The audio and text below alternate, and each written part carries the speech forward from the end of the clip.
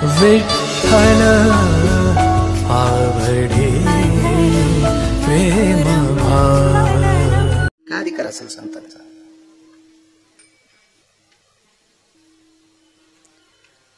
पाच 50 वर्ष मंत्री राहिलेल्या माणसाला सुद्धा लोक कटाळतील आणि संध्याकाळी ठिकाणा नाही ते पण म्हणते ना चट माहिती मला त्याचं, मला चट माहिती त्याचं चट। बायको जागवायची, बायको कदरली त्याला। 50 वर्ष मंत्री राहिलेल्या माणसाला माणसं फेकून बोलत आहेत। व्यापारातली काय कथा असेल प्रकाशराव? शैक्षणिक क्षेत्रातली काय? मला माहिती त्यानं काय पुस्तकं पाठ केलीत, मला चट पाठ असं म्हणतात लोक। शैक्षणिक क्षेत्रातल्या माणसाला सुद्धा, शेतीतल्या माणसाने प्रचंड काम करा, चट माहिती महाराज आम्हाला त्याची कशी शेती येते। म्हणजे खालची आपण जेवढी मोठी आहेत का, आपल्याला एकचचा चुना घेऊन लावणारी माणसं कुंटाला न सापडतील। एकचचा घरी जर नसला तरी पण। महाराज संतांच्या बाबतीत नुसतं रस्व दीर्घापुरतं चुकीचं बोलायला कोणाची मायवेली, एवढा अधिकार संतांचा आहे। म्हणून देहूतल्या मालकांनी म्हणावं मस्त कचरणी ठेवी तसे, एवढा अधिकार। काय पुरुषार्थ आहे संतांचा? संत शिरोमणी नामदेवराय बाजाराला गेले, वेळेस सुरू कीर्तन वेळेस सुरू केले। आपणही नियमाचे बंधन पाळायचे। बाजाराला गेले नामदेवराय। नामदेवरायांचा बाजाराचं काम म्हणजे कपडे विकायचा व्यवसाय। कुळानं शिंप्याच्या कुळात जन्माला आले। साधूला जातीचा संबंध नाही, साधूला वागण्याचा संबंध आहे। साधूनं फक्त वागावं, चांगलं वागावं। तू कोणाही जातीत जन्माला आला तरी हरकत नाही, फक्त त्याचं वागणं गोड असावं, तिथं साधूला किंमत असते। आपल्या संप्रदायात वागण्याला किंमत आहे, जातील नाही। जात ज्याच्या त्याच्या पोरापोरीचे लग्न करण्यापुरती असेल, वागणं मात्र ज्याचं चांगलं आहे, चंद्र सूर्य तोपर्यंत त्याचं नाव झळकलं जाते। शिंप्याच्या कुळात जन्म झाला। कपड्याचं दुकान विकायला गेले, काही अर्धावट कपडे विकले। त्या अर्धावट कपडे विकल्या, त्याच्यातल्या अर्धावट कपड्यांचे पैसे आले आणि अर्धावट कपडे त्या अर्ध्यातल्या अर्ध्याचे पैसे आले आणि अर्धे तर उधारच नेले। ते अर्धे उधार नेले, त्याच्यातले 4 आण्याचे पैसे येणार आणि 4 आणे तो डुबिणार आहेत, नाव सांगून नेलेत नाही। असं गिराईक ते नामदेवराय होते। आणि अर्धी कपडे जी उरून आली ती रस्त्यानं एका चारवाक पांचट हलकट माणसानं नामदेवरायला थोडस वेठीस धरलं। आपण वारकरी आहात हो, मग जसं उघड्या माणसांना कपडे द्यावा अशी तुमची भावना आहे, मग दगड नाहीत का उघडे? दिगंबर बाबा दगड नाहीत उघडे? नामदेवरायला वाक्य दगड नाहीत का उघडे? महाराज हलकट अशा तोंडास काय लागावं म्हणून नामदेवरायनं उरलेली कपडे त्या दगडांना घातली। दगडाला सापडा का तुमच्या जिल्ह्यात असा कपड्याचा दुकानदार तो दगडाला कपडे घालितो? फाटके तरी, फाटके कपडे तरी कशाला घालतील? हे गॅरेजवाले फाटके विकत घ्याले हात पुसायला, काहीच राहील ना, काही सगळं इकत, सगळं। फक्त इकत नाही नीती, नीतीचा बाजार नाही, नीती प्राप्त करावं लागत असते, नीती अवगत करावं लागत असते। हो, खोटं पण इकत बरं, खोट्याचा पण बाजार आहे, पण बाजार नाही फक्त भारत देशात नीतीचा। नीती म्हणजे आचरण, आचरणाचा बाजार भरू शकत नाही। आचरण हे प्राप्त करावं लागत आहे, अवगत करावं लागतं। विठाला विठाला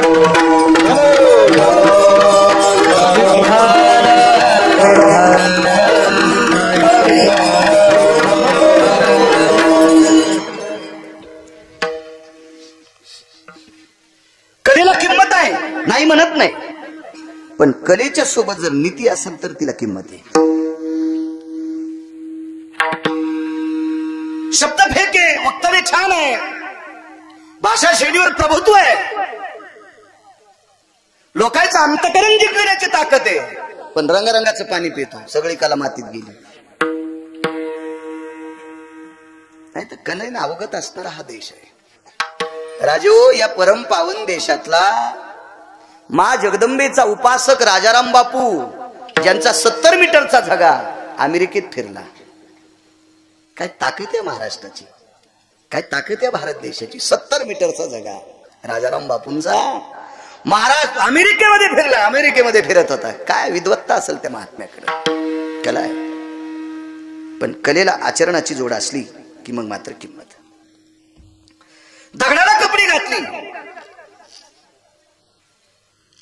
घरी आले. बाबांना विचारलं, माणूस विकास जयस्वाल किती जरी विद्वान असेल तर त्याला जोपर्यंत मालक आहे का तोपर्यंत त्याला किंमत आहे. ज्या दिवशी मालक संपतो का त्या दिवशी कोण्या जागेवर गाडग्याला छिद्र पडेल काही सांगता येत नाही. म्हणून मालक असावा. मालक आपल्याला कुणीतरी पुसणारा असावा. सुनेला बऱ्याच वेळेस वाटतं सासू पटकन मारावा, अशा नालायक सुनायला वाटतंय. अशा काही वाटोळ येत नाही. हरामखोर नालायक त्या वाटोळीला वाटतं आपली सासू मरावा. असं नसतं बाई. ज्या दिवशी सासू मरत असती त्यावेळेला विचाराचा पगडा कायमचा जळत असतो, अधिकाराचा पगडा कायम जळत असतो. आणि मग त्यावेळेला कधी काय चूक होईल काय सांगता येत नाही. महाराज बैल किती बी चांगला राहा असू द्या तरी पण त्याला व्यसन असावा. आणि व्यसन असल्याच्या नंतर जिथं गाडी थांबवायची, जिथं आऊत थांबवायचं, जिथं वळवायचं तिथं वळत असतंय. आपल्याला विचारणारा या शब्दाचा अर्थ आहे ती व्यसन. आपल्याला व्यसन असावं, व्यसन. आणि व्यसन तुटलेल्या बैलाला कठाळ्या म्हणत असते, इतकं लक्षात ठेवा. एक टायमाची भाकरी खाऊन ज्यानं आयुष्यभर कमाई केली तो बाप आणि माय मरावा आणि त्या पोराच्या हातात संपत्ती जावा, त्याला अक्कल आहे का किती खावा म्हणून. विचारणारा संपला की काम संपलं. आपल्यावरचा पगडा संपला की काम संपलं. राजू, गावरान तुपाचा डब्बा आहे म्हणजे फार शहाणा नसतो. प्रकाशराव, गावरान तूप कशावर खातो याला शहाणा म्हणत असतात. कुंटलाने गावरान तूप घरी असावा, वरणावर खा, भातावर घे, पोळीला लावून खा, भाकरीला लावून खा, वांग्यावर खाऊ नको ना बांगाने. गावरान तूप वांग्यावर खाणे अर्थ याच्या करता सांगतोय, आपल्या बाप दादाने कमवलेली संपत्ती नालायक ठिकाणी खर्चीनं, याचा अर्थ असा आहे. माणसाला विचारणारा संपला की विचारणारा संपला की असं समजायचं आपलं डब घाईला आलंय. युगसून म्हणला महाराज, माय बाप कौरव पुरतील. तुझ्या बुद्धीचे लेकर तयार होते, दे कारभार स्वप्न. तू त्याचा विचारणारा तयार होय. मालकाचं आधिपत्य तू घे, तू घे. साखळी लावली विटीवरच्या मालका नाही, साखळी. महाराज काय काय माझ्या संत शिरोमणी नामदेवरायचा, पण विचारणारे बाबा आहेत, विचारणारी आई आहे. नाव आहे गोणाबाई. नामा मी नाही म्हणालो बरं, आई साहेब म्हणतात. नामा जी आई साहेब, जी जी जी. किती कापडं विकली, एवढी एवढी विकली. या या लोकांनी पैसे दिली, अशा अशा बायका आल्या, त्यांनी उधार नेले. उधार कुठले नेले? उधार. बर, मग एवढी कपडे विकली, इतक्याची पैसे आली, इतकी उधार झाली. मी एवढी टोपरे तुम्ही शिवली होती, एवढ्या कुंच्या शिवल्या होत्या, एवढे दुपटे शिवले होते, एवढे आंगडे शिवले होते. आंगड म्हणणं वेगळं वाटतं लोकांना, वेगळं वाटतं, वेगळं वाटतं, वेगळं वाटतंय. हो, आपले शब्द बोलायला लाज वाटते काय काय लोकांना, लाज लाज लाज वाटते. हो, आणि काय म्हणून भारत देशाचे महाराष्ट्राचे सांगायचे, इकडेच कशाला पुळका सांगतात ते. मग आपलं बोलायचं जर कंटाळा येत असेल तर. महाराष्ट्रातल्या हिंदू संस्कृतीतल्या लेकरांनी बापाला बाबाच म्हणावं.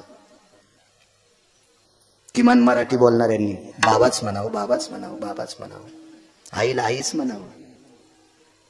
काय भंगिरी शब्द अंगाला चिटकून घेता आणि गंध लावून फिरता आणि स्वाभिमानानं सांगता आम्ही हिंदुत्व आहे. चोंबळ्या गप्पा आहे ते. नाटक आहेत सगळे नाटक. कशाला सप्तेन, कशाला कीर्तन, कशाला भागवतन, कशाला रामायण, कशाला लोकांचे टाइम मातीत घालता. निदान कीर्तनकाराच्या पोरायनं तरी बापाला बाबा म्हणावं आणि माईला आई म्हणावं. ते पण म्हणतो पप्पा कीर्तनाला गेले, वा रे पप्या.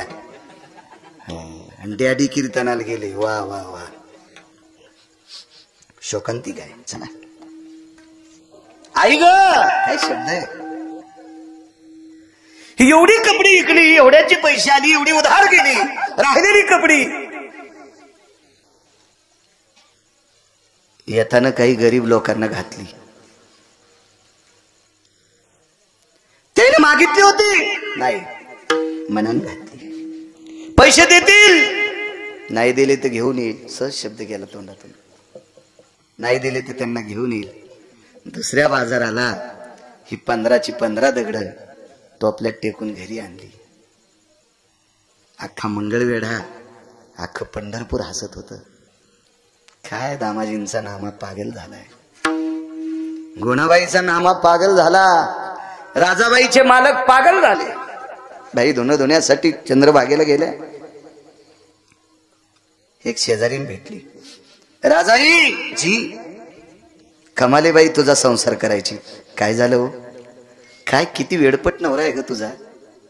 त्यानं म्हणे दगडाला कपडे घातले. राजाईला माहित होतं माझे मालक किती अधिकारी आहेत. हे दुसऱ्याचे घर फुकणाऱ्या बायकाला काय कळणार आहे नामदेवराचा अधिकार काय होता. तुझे बाबा म्हणे सरदार आहेत. हो, माझे बाबा सरदार आहेत. मग एवढे मोठे तुझे बाबा सरदार असताना ज्याला माणसातला दगडातला फरक कळत नाही अशा नवऱ्याला सोबत तुला कसं दिलंय? तू लग्नच कसं लावलं तुझ्या बाबाला? कळत नाही का तुझ्या बाबाला काय? तिने सांगितलं, बाई तुम्हाला माझ्या मालकाच्या बाबतीत काय म्हणायचं असेल तर म्हणा, पण त्रिभुवनात माझ्यासारखी सुखी बाई कोणीच नाही की तिला नामदेवरायासारखे पती आहेत. त्रिभुवनात सुखी कोण नाही, त्रिभुवनात सुखी. एक छोटासा मुद्दा मांडतो.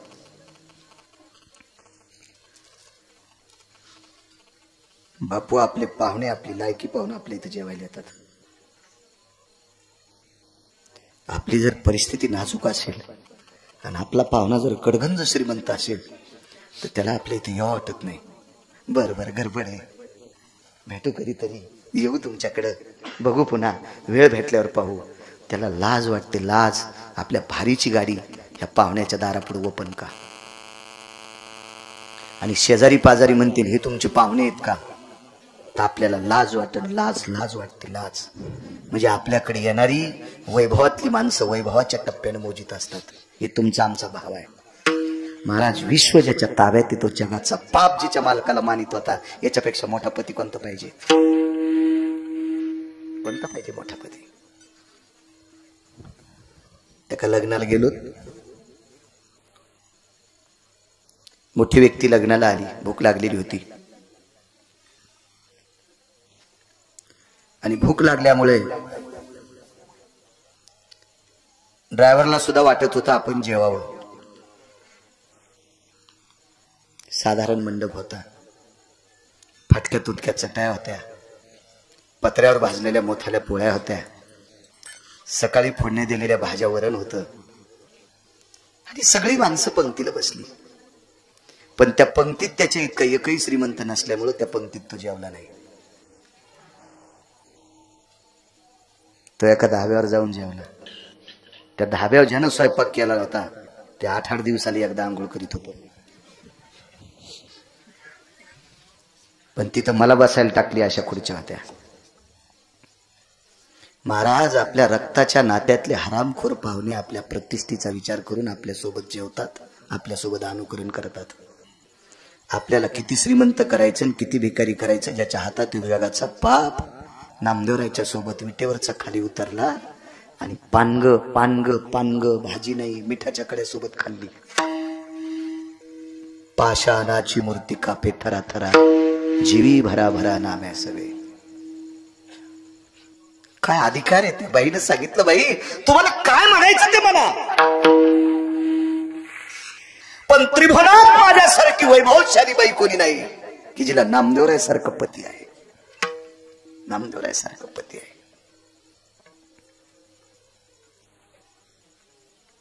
सणावाराला तुमच्याकडे कार्यक्रम असला तर येऊन विकासजी कोण येणार आहे?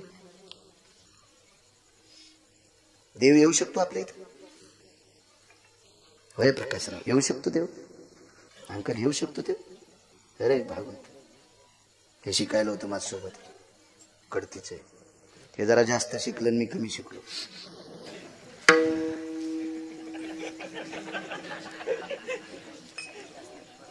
हा, असं का कायच काम झालं हो माझ्यासोबत तू कमी शिकला असता तर तू बी असंच झाला असता रे महाराज काय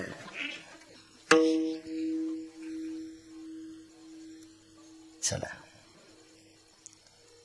जगाचा पाप दीपावलीच्या दिवशी दिगंबर दादा आंघोळीला हो जगाचा पाप नामदेवरायच्या घरी जगाचा बाप आणि काशीतले मालक सकाळी सकाळी पहिल्या पाण्याला आंघोळीला नामदेवरायच्या घरी काय अधिकार असेल हो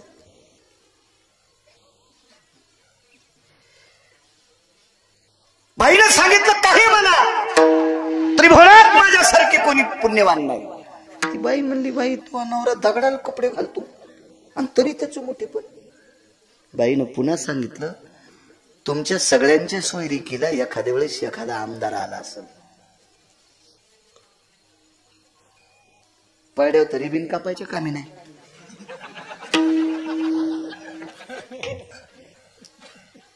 एखादा मंत्री आला असेल माग पुढे त्याच्या 100-200 लोक इकडं तिकडं आणि पद गेल्यावर यसन काढायला बैलावानी हे का नाही कोणी विचारित एखादा महाराज आला असेल लोकच कशाला आपण दगड टाकायची एक जण म्हणला आमच्या लग्नाला महाराज आलते काय त्या महाराजाला अक्कल आहे पैसे लय मोठे म्हणले अक्कल असते का महाराजाला शक्यतो महाराजासाठी इतकं भळभळ जाऊ नका तुम्हाला भळभळायचं असेल तर वारकऱ्यासाठी भळभळा महाराजासाठी नाही महाराजाला एवढी किंमत नाही आणि महाराज तेव्हाची ताकद आहे का धन्य महाराज तेव्हाची तर आपली लायकीच नाही तुमचं अंतकरण जर कालबिल होत असेल तर वारकऱ्यांसाठी होऊ द्या महाराजासाठी इतकं नका होऊ देत जाऊ एका महाराजाकडे एक जण गेलं पाया पडत त्या पोराला 3दा पाया पडायला महाराज म्हणजे 3दा काऊन पाया पडायला लावलं हे 3 वर्ष झालं पहिली त्याची महाराज म्हणले मग माझ्या कशाला पाया पडायला नाही तुम्ही हात टाकान जरा पास होईल ते म्हणले माझ्याच पोराला 20 वर्ष झालं गोळ्या चालू आहे डोक्याच्या मग त्या महाराजाच्या पोराला जर डोक्याच्या 20 वर्ष झालं गोळ्या चालू आहेत तर त्याच्या पाया पडल्यावर तुमचं पोरग नीट होतं वय पायाच पडायचं असेल तर मंदिरातल्या मालकाच्या पिंडीवर नमस्कार करा पाया पडायचं असेल तर इथं जवळ नरशीला नामदेवरायच्या पायावर डोकं ठेवा समाधीवर डोकं ठेवा इथं जवळ नागनाथाचा अधिष्ठाने तिथे पाया पडा वारकऱ्याच्या आयुष्यभर रामकृष्ण नामाचा जप केला इथे एक कमाने बरोबर मला वाटतं श्रीराम महाराज निष्ठावंत वारकरी आयुष्यभर रामकृष्ण नामाचा जप केला अशा निष्ठावंत वारकऱ्यांच्या समाधीवर डोकं ठेवा तुमचं कल्याण होईल महाराज तर भजे ताळणाऱ्याला बी महाराज म्हणते हे वस्ताद महाराज आहेत वस्ताद हे मिरच्याचे भजे तळते ते महाराज माल आहेत त्याच्या गळ्यात कोणाला महाराज कढीला मीठ नाही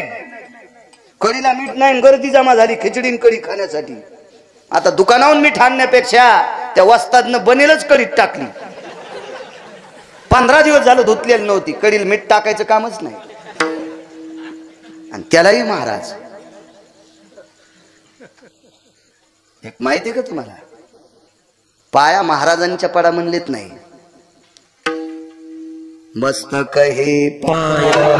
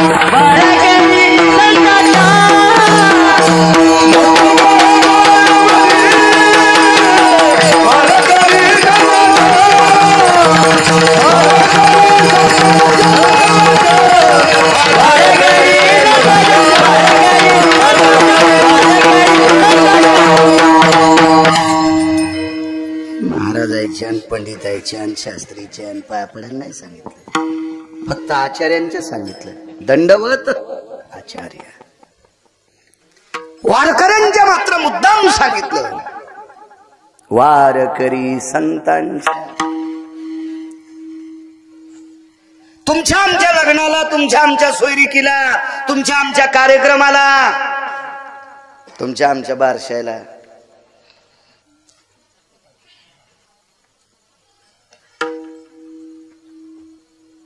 कोणी विकासराव काय सांगायचं नाही. राजाईनं चंद्रभागेच्या पात्रात त्या बाईला सांगितलं, बाई या मालकासोबत सोयरीक जमिन्यासाठी जगाचा बाप आलता ग, जगाचा बाप आलता, विश्वाचा बाप आलता ग बाई, पंढरीतला मालक आलता ग बाई, काशीतले मालक आलते. तर ती बाई म्हणली, काशीतले मालक कवा आले?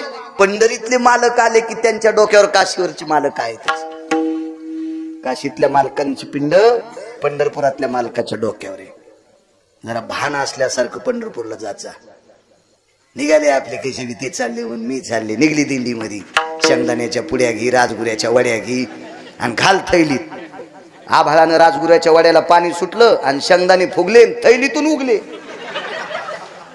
थैलीतून भैमुग उगला, थैमुग थैलीतून चालली पंढरपूरला.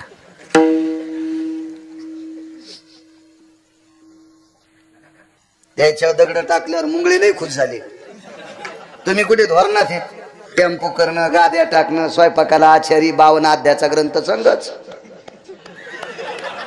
टेम्पो सगळं चंद्रभागेत जरी पुरलं तरी तुमचा उद्धार आहे का? आणि काय कळन तुम्हाला काशीतला मालक आणि पंढरीतला मालक? दिंडीचा मालक बी म्हणतो, हे मोठे साहेब आहेत, पते खेळणार. 2 पंक्ती देतो ना, पंक्ती देतो म्हणून दिंडीवरचा मालक सुद्धा चोंभाळायला. त्या मालका सगळं चंद्रभागेत पुरलं तरी मोक्ष नाही. महाराज, गुन्हा करणाऱ्यापेक्षा गुन्हा करणाऱ्याला आपल्यात घेणारा 1 नंबरचा पापी असतो. 1 नंबरचा पापी असतो, 1 नंबरचा. पैसे कोणी देईल? माझ्यासारखा ढवळ्या कपड्यावाल्याकडे जर गेला निधी मागितला तर 50 कोटीचा निधी कुक्कुटपालन टाकायला मला एखादा मंत्री देईल. तुम्ही पाया पडताल का? माझ्या देऊ शकणार नाहीत ते मला. 50 कोटीचा निधी दिगंबर बाबा एखादा मंत्री देईल मला कुक्कुटपालन टाकायला. करावा नाही तू धंदा?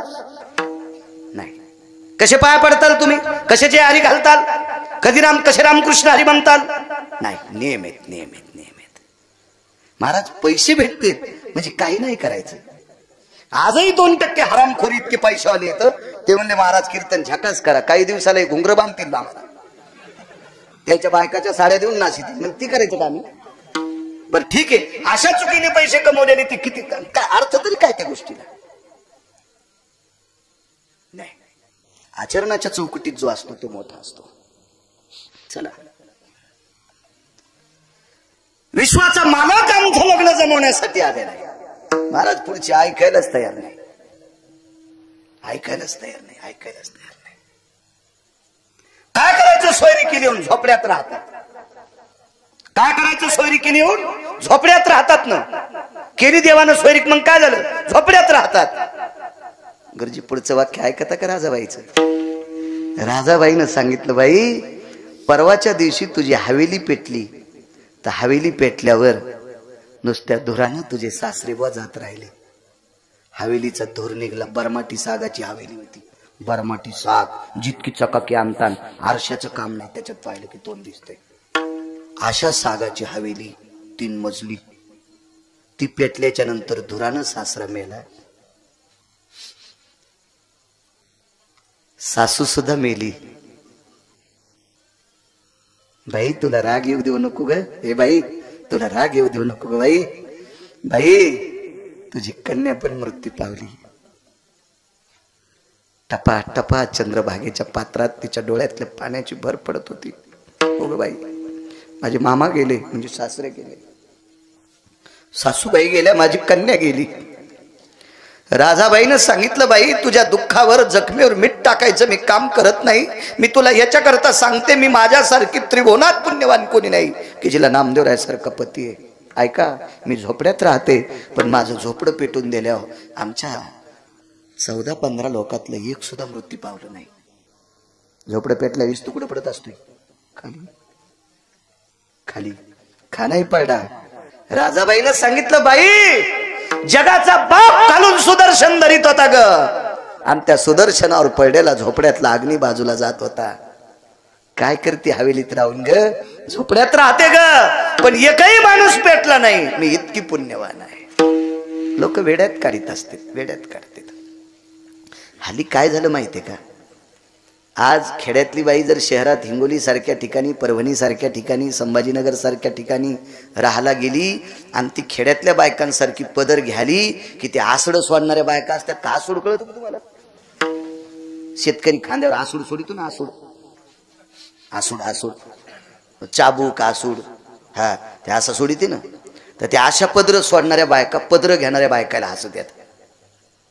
काय येटली, काय खेड्यातले वळणे, आणि तो शहरात जाऊन हे दिवे लावलेस का? खांद्यावर पदर काय मोळ हुलवायचं का त्या पदरानं? असं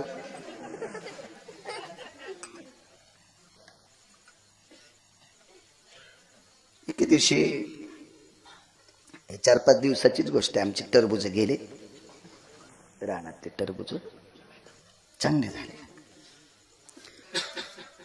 तर 36 टन ज्या गाडीत टरबूज बसते, ते गाडीचा मालक बिचारा आपला आलं, ते व्यापारी, ते चांगला माल आहे वगैरे वगैरे वगैरे. ज्यांना आमच्या रानात टरबूज लावले त्याला मालिक मालिक मालिक मालिक करू लागले. त्यानं आमच्या रानात लावले टरबूज, आणि मी धोत्रावर आपलं धोत्राचा असा गोळ धरला आणि चलू लागलो. काही नाही. मी जवळ गेलो, असं पाहिलं आणि त्याला विचारलं, अरे गाडीचं एमटी गाडीचं वजन केलं का रे? हो म्हणले, केलं. केलं म्हणले महाराज.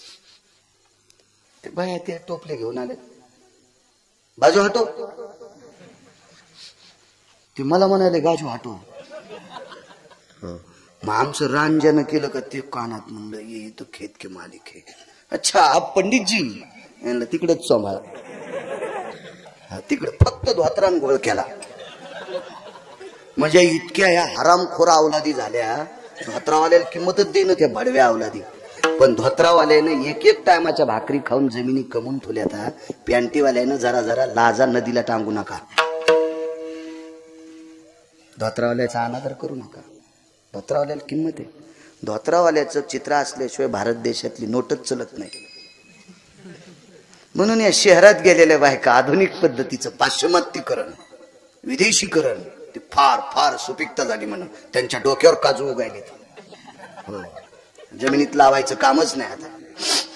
काही दिवसाला बैंगन येऊन डोक्याला म्हणजे बरं आहे, म्हणजे काट्यानं खाजू खाजूच खंडी व्हायची.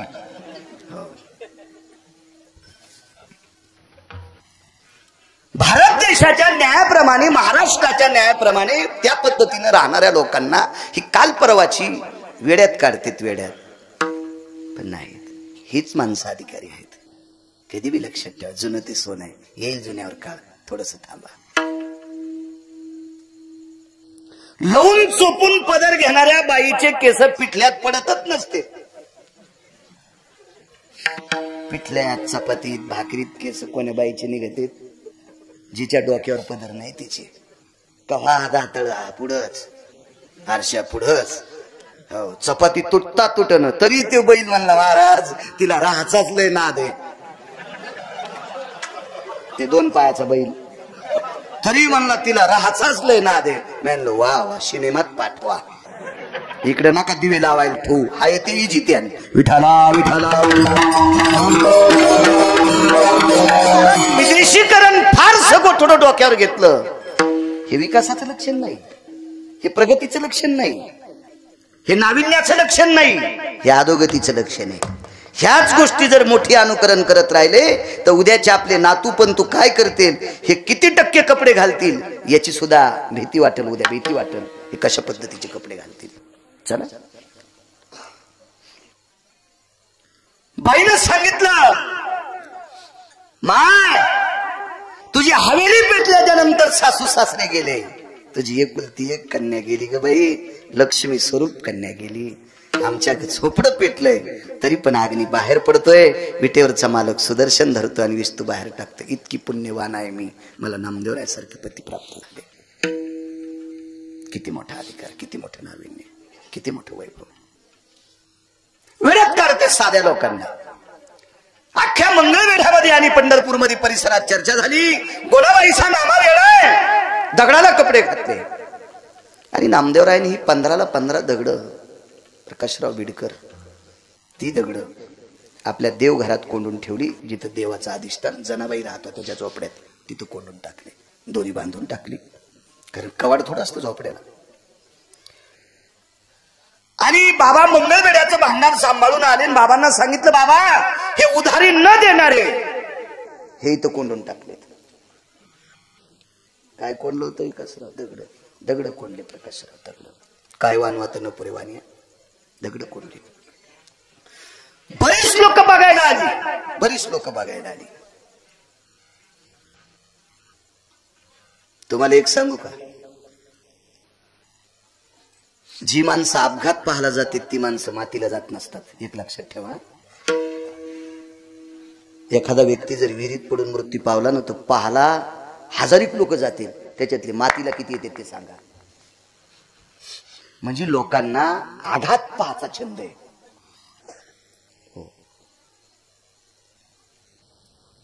त्याला अतिशबाजी काही असा शब्द आहे ना, म्हणजे अतिताईपणा ऐकायचा नाद आहे, अतिशोक्ती पाहण्याचा नाद आहे, कर्तव्याचा नाद नाही.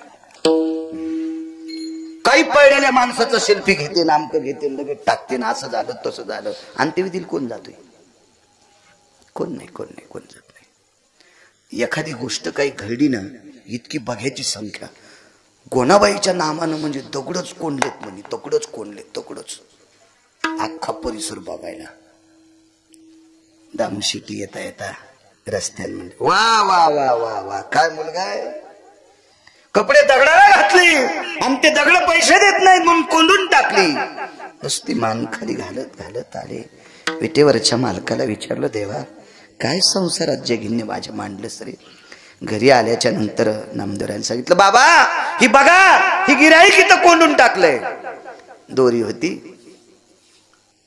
रक्ताची केलेली, रक्त म्हणजे धोतर होतं, त्याची दशी फाडीन त्याची दोरी ती ताटवा बांधून गाठ सोडल्याबरोबर आतमध्ये पाहिलं, 15ची 15 दगड सोन्याची झाली.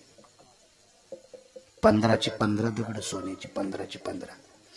आता चेष्टा करणाऱ्या हरामखोराला वाटत होतं, या दगडातला इतका तरी आपल्याला द्यावा, खुडून तोडून फोडून इतका तरी द्यावा, एवढा तरी द्यावा, म्हणजे पप्याच्या माईला मी नेकलेस करीन, असं वाटत होतं यायला.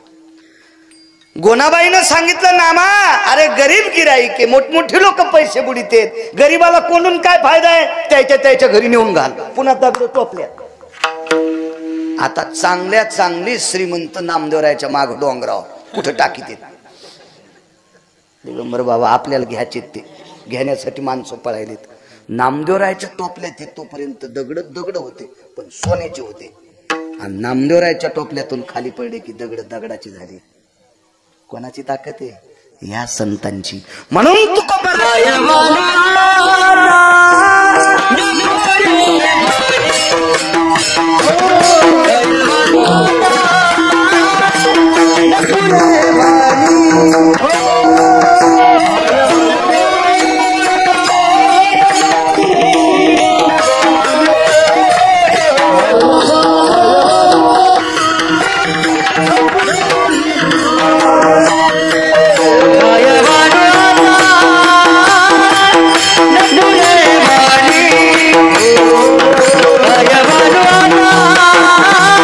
No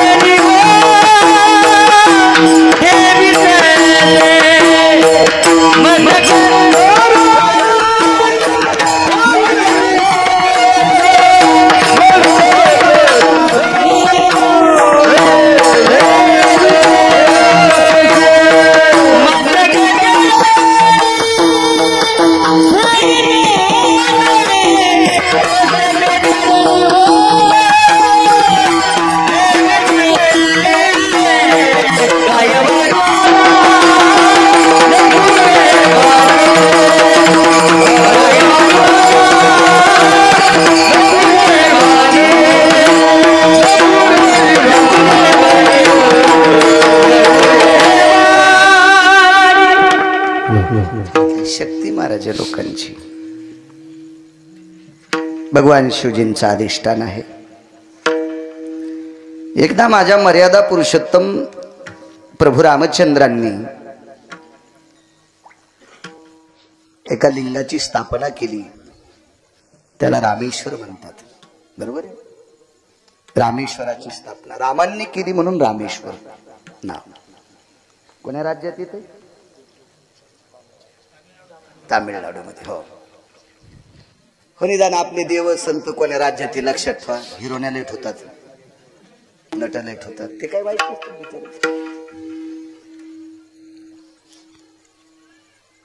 पण ते पाहिल्याने तुम्हाला पुण्य कुठं प्राप्त होईल? बोल देवनिया नटाचा तो वेश. कधी कधी संत आपले देव कुठं काय उद्या भविष्यात आपल्याला माहित असलं तर आपल्या लेकरांना नातवांना पण सांगू.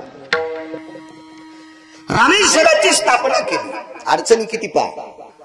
मर्यादा पुरुषोत्तम रामचंद्र ज्या वेळेला रामेश्वराची स्थापना करायची ठरली त्यावेळेला जंगलात आहेत.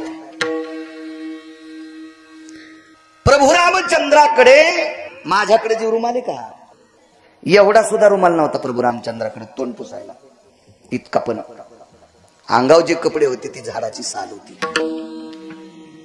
मला कपडे द्यायचेत, किती दिवस नेसवायचे किंवा कोण्या दिवशी दुसऱ्याच्या हाताने नेसवायचे हे दिवस लक्षात असेल ना. त्याला शेवटचा दिवस म्हणतात. आणि त्या कपड्या सगळं पेटून देतात किंवा दफन करतात. हा शेवटचा दिवस आहे. हे ज्याच्या हातात आहे त्याला तोंड पुसायला सुद्धा रुमाल नव्हता. कशी प्राणप्रतिष्ठा करायची शिवजीची? सोबत एकच व्यक्ती आहे, लखनलाल. मर्यादा पुरुषोत्तम रामचंद्रांचे बंधू शेषशाही भगवान एकच एकच. बाकी सगळे पशु आहेत गुरुजी, सगळे पशु. 18 पद्म वानर, 72 कोटी रीस आणि 56 कोटी गोला. आता मागे कळसाचा कार्यक्रम झाला. विद्वान ब्राह्मण आमंत्रित केले, पूजा मांडल्या होत्या, इथं हवन कुंड केले. ते फार मोठा कार्यक्रम झाला, छानसा. मंदिर नवीन बांधलं, सगळ्या गोष्टी. किती खर्च, किती गोष्टी. पण आपल्याला शक्य होतं ते. बाजारपेठ जवळ आहे, मोठी मोठी दाते आहेत, यजमान आहे, पैसे देणारे, धान्य देणारे. तिथं कोण होतं? अस्वलाईन काय देवा? रिस म्हणजे अस्वल, गोलांगुळ, वानराची एक जात आणि वानर. काय देवा यांनी? हे सोबत आहेत. आणि तिथे प्राणप्रतिष्ठा करायचं मानस माझ्या मर्यादा पुरुषोत्तम रामचंद्रांचं झालं. आणि तेवढ्या लोकांमध्ये स्वतःच्या मानवी भावाला न सांगता, मानवी फक्त लक्ष्मणजी होते, त्यांना न सांगता अस्वलाच्या कुळातल्या वयस्कर व्यक्तीला सांगितलं. त्या व्यक्तीचं नाव होतं जामुन. जामुन त्याला सांगितलं, जामवंतजी. महाराज जामवंताला जी, जामवंतजी म्हणल्याच्या नंतर जामवंतानं जी म्हणायचं. आणि जामवंतानं प्रभू रामचंद्राला प्रभू रामचंद्र म्हणल्यावर प्रभू रामचंद्रानं जी म्हणायचं. कारण जामवंत हे प्रभू रामचंद्राच्या आजोबाच्या काळातले होते. इतके वयस्क होते, इतके वयस्क होते. जामवंतजी जी जी प्रभू जी जी भगवान शिवजींची स्थापना करायची. मला शंका सुद्धा विचारली, गरज नाही सांगायची पण सांगतो. स्वयंपाक करताना बाईनं भाकर भाजता भाजता, चुलीवर भाकरी पाचता पाचता तंबाखूला चुना लावण्यापेक्षा लसूण सोलला तर बरं होईल. समज भाकर आता तयार पचायली आणि वेळ एक फालतीवरती करायला, तितक्यात लसणाच्या कातळ्या सोडायच्या, फोडणीला कामी येतात, मोहऱ्याजवळ घ्यायच्या, फोडणीला कामी येईल. पण भाकर पचूस तर टाइम कुठं घालायचा म्हणून तंबाखूला चुना लावला. कुठे नाही तसं. चांगल्या कामासाठी जास्त वेळ खर्च करतो. विचारलं मर्यादा पुरुषोत्तम रामचंद्रांनी प्रभू रामचंद्रांची आपल्या भगवान शिवजीची स्थापना का केली? त्याचं कारण होतं महाराज, रावण हा प्रचंड विद्वान आहे, रावण हा प्रचंड शक्तिशाली आहे, रावण हा प्रचंड श्रीमंत आहे. बस झाले 3 व्याख्या. विद्वान आहे, शक्तिशाली आहे आणि श्रीमंत आहे. या 3 गोष्टी ज्या वेळेला एकत्रित येतात का, बळेविन शक्ती बोलून, बळेविन शक्ती बोलून,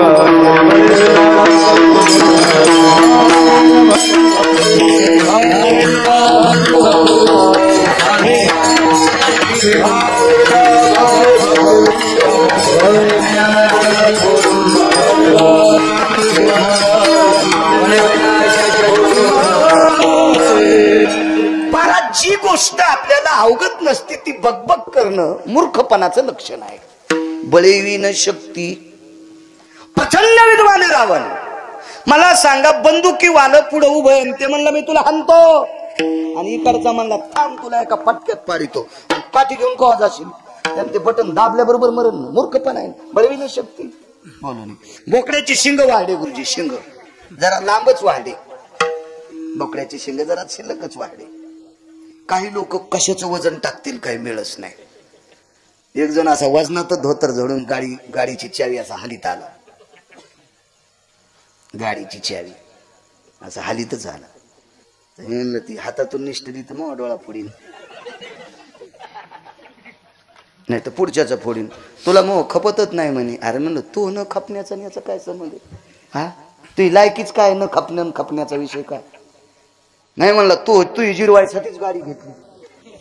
मला म्हणला तू जिरवायसाठीच गाडी घेतली आणि चल बघायला. मित्रच होता. मी बघितली गाडी. म्हणलं चांगली. चांगली म्हणजे चांगली म्हणावंच लागेल तुला. नाही बर चांगली गोष्ट आहे. चांगलीच म्हणलं. मी मुंबईला गेलो तर आम्हाला गाडी घ्यायला आली. विठाला विठाला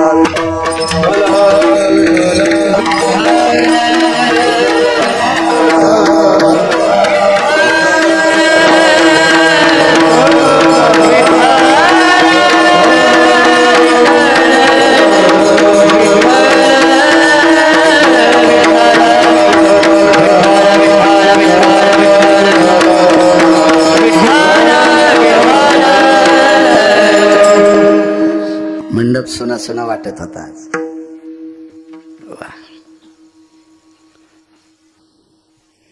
अध्यात्मातली माय आमची.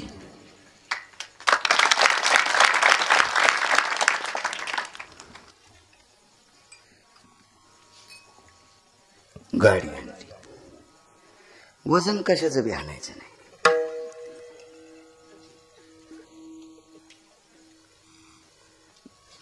हार वरून टाकला.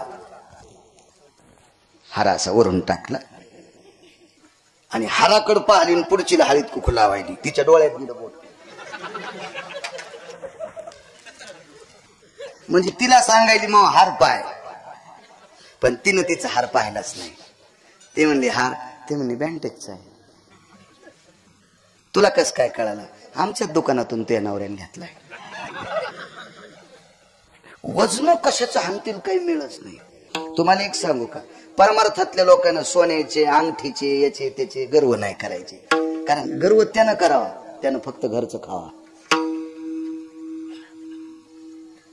कारण 5 किलो जरी सोनं गिरगावकरांना घातलं तरी आज वैजापूरची भाकर खाची बाळ्या तुला ध्यानात ठेवी. तुला श्रीमंत आहे ना तर घरच्या रानात भजन करून पप्याच्या माईला डबा सांग. भेकार चोट कुठला लागला बोट हलवायला पंक्तीनं. इथं कडी वाडा आणि इथं शिरा वाडा. यम इथून भात तोडीन तो इथून. येडवणी करायला का सुंबळ्या? विडाला आपल्या लोकांनी वजन फक्त आचरणाचं टाकायचं. दिगंबर बाबा विद्वत्तेचं पण टाकायचं नाही. कारण विद्वत्तेचं वजन चांगदेव टाकायला गेलते. विद्वत्तेचं वजन बाबाजी चांगदेव टाकायला गेले ज्ञानोबरायकडे. चांगदेव साधे नव्हते बरं. ते 64 काय होते हो. आणि विद्या किती म्हण. वा वा. याच्यानंतर पुढच्या वर्षी तुम्हाला विकासरावलाच फेटा बांधायचा. मी ऐकायला बसेल. आनंद एका गोष्टीचा आहे. 2 का होत नाही पण हिरे निवडले. विठाला विठाला 64 कलावत असणारे चांगदेव. आपल्याला एक तरी कला आहे का? आपला सगळा कलकलाच. आणि असलीच आपल्याकडे एखादी कला तर काय पप्याची माझा गोय पुरती. दुसरं काय आपल्याकडं? 64 कलापैकी एक कला आहे सोनारानं 60 पद्धतीने सोनं चोरावा. 6 वर 0 अश्विनी ट्रेडिंग कंपनी. 6 वर 0 60 पद्धतीनं सोनं ज्याला चोरता येते त्याला सोनार म्हणतात. हे चांगदेवाकडनं शिकायचं.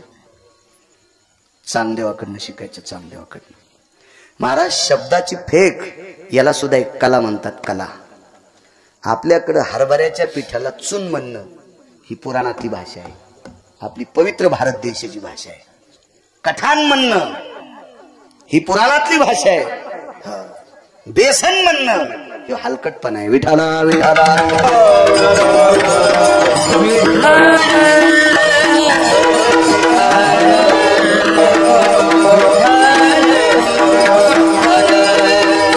वजन हाणायचा नाद नको, हाणू वजन नको. बस आम्ही गेलो कल्याणला. कल्याण म्हणजे मुंबईच्या अलीकडे ना, कल्याण ठाणे. तिथे उतरलो. एक जण गाडी घेऊन आला. आम्ही येणंच गेलतो ट्रेननं.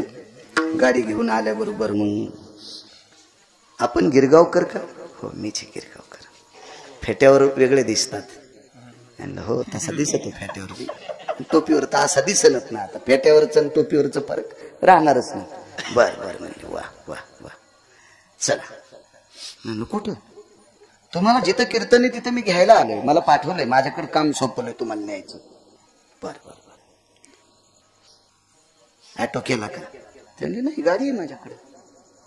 मला वाटलं ऍटोत घेऊन जाईल. तिघं होतो तर आम्ही सोबत. त्याची किली फिरीत आलत का?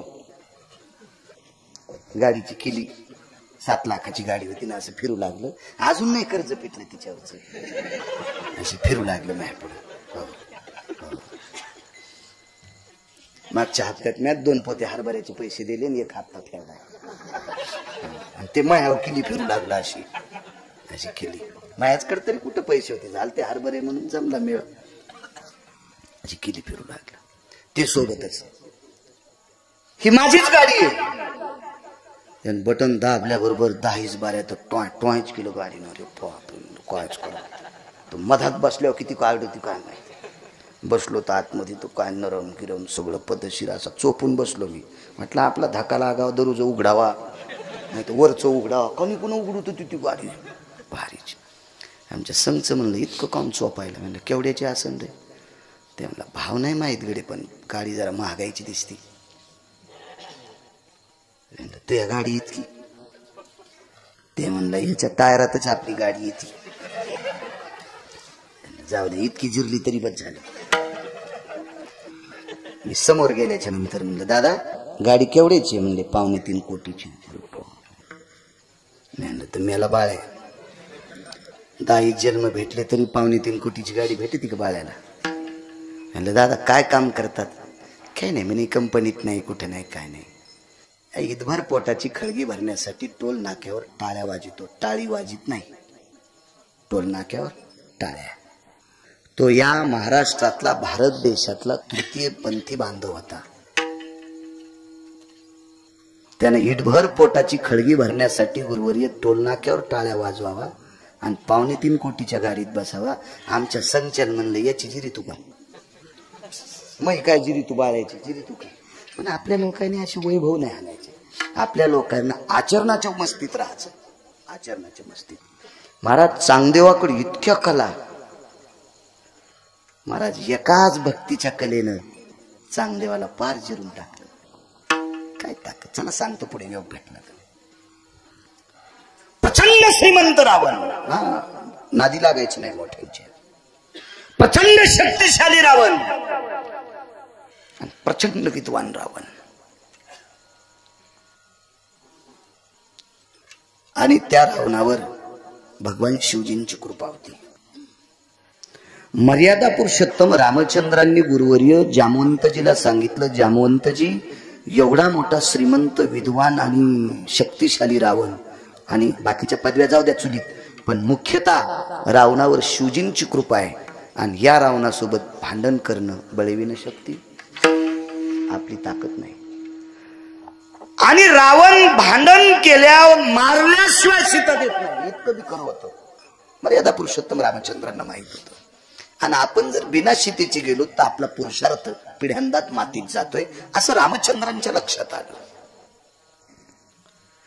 म्हणून जामवंतजीला सांगितलं आपल्यावर सुद्धा शिवजींची कृपा व्हावी, म्हणून समुद्राच्या तीरावर एका ज्योतिर्लिंगाची स्थापना करायचं ठरवलं. जामवंतजीने सांगितलं कल्पना कोण आहे, संकल्पना चांगली, आपण शोधीची स्थापना करू. पण मर्यादा पुरुषोत्तम रामचंद्रांनी सांगितलं पुरोहित कोण आहे, मंत्रोच्चार. सगिरिजाय स्तपते पाशुपतारुडाय दंडाधिमुंड भयस्थितानां येन त्रिशूलोतिर्धारयो मुंडदंडाभयंजनो अरुणादि कैलासाधियो यद्गंगां शिरसा बहु. कोण म्हणायचे मंत्र?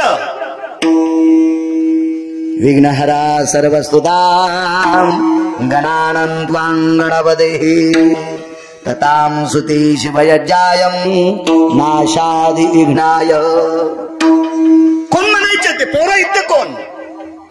जामवंतजीनं सांगितलं प्रभू आपल्याला अंतःकरणात भाव झालाय शिवजीची स्थापना करायची. काय वानवतानं पुरेवानी. संतांची ताकद किती मोठी याच्यावर सांगतोय. आणि मग मी आणतो ना एखादा पुरोहित. आणि त्या ठिकाणाहून जामवंत एका गावात पोचले. त्या गावाचं नाव आहे लंका. लंकेत जामवंत आल्याच्या नंतर इतकी राक्षस खळबळली, हाना धरा बांधा. कारण गुप्तचरांनी सांगितलं हा प्रभू रामचंद्राच्या पक्षातला आहे, प्रभू रामचंद्राच्या पक्षातला. महाराज भवतालची इतकी येडेवानी करीत येत, मोठाली सगळे एक असते.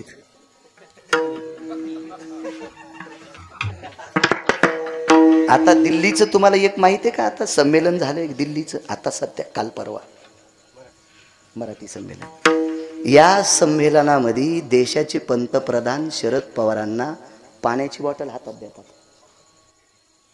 चष्मे काढून बघा ना जरा व्हिडिओ. मोठी माणसं इतका मोठ्यांचा आदर करत असतात.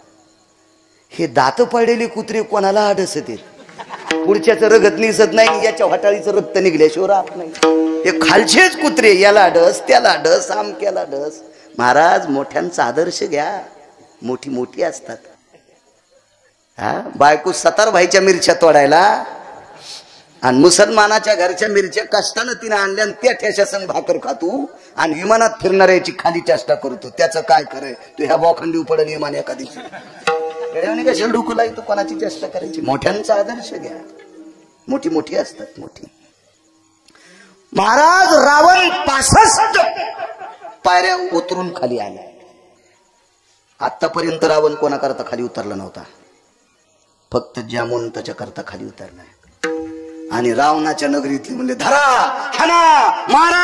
रावण म्हणलं शांत बसा, माझ्या आजोबा पंजोबांचे मित्र आहेत, आजोबा पंजोबांचे मित्र आहेत. खाली उतरल्याबरोबर वाकला रावण. पण जामवंतानं उजवा हात वरची वरीच घेतला. नका म्हणले, तुम्ही पाया पडू नका माझ्या, तुम्हाला प्रणाम. आणि आलिंगन दिलं, कडकडाटून आलिंगन दिलं. चुटकी वाजल्याबरोबर खुर्ची टाकली सोन्याची. पधारिये, बैठिये, आसन ग्रहण करिये. अरे जामवंताला कोणाला जामवंत म्हणायचं? जामवंत सोन्याच्या खुर्चीवर बसलेत नाही गुरुवर्य. जामवंताने विचार केला, मी ज्याचं भजन करतो त्याच्या अंगावर झाडाची साल आहे, आणि सेवकानं सोन्याच्या खुर्चीवर बसणं, चंद्र सूर्य येतोपर्यंत पूर्वज थुकतील. मोठ्यांचा आदर्श असा असतो. मोठ्यांचा काही काही तर बाबा महाराजाला गादी टाकल्यावर त्याच्या मांडीवर बसून पुढची काजू वाढायची तयारी.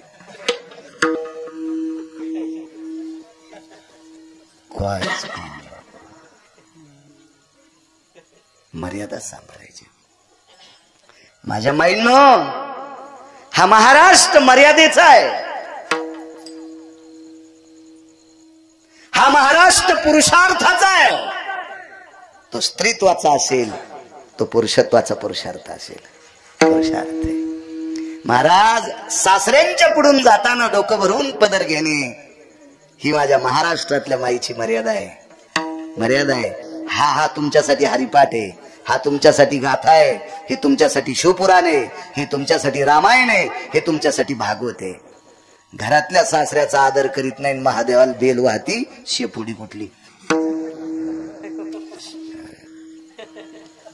हे ती मेंढी, ती शेळी, कोण मानेन तिला? ज्येष्ठांचा आदर करणं हा सर्वात मोठा पुरुषार्थ आहे. तुम्हाला एक माहिती, काल परवा आमच्या सारख्या कीर्तन करणाऱ्याला जुन्या लोकांचा कटाळा येतोय. भडव्या, तुला लाज वाटायला पाहिजे हरामखोरा. गिरगावचा बाळू, तू काल परवा कीर्तनात पडलास. तुझ्या अगोदर परंपरा कोणीतरी इथपर्यंत आणली होती याची लाज ठेव. मागच्या जुन्या लोकांनी जर परंपरा इथं नसता आणली तर तू कुठं काय पाकिस्तानमध्ये गेला असता का नमाज पाडायला. आम्ही मोठ्यांचा आदर करणं हा पुरुषार्थ आहे आमचा.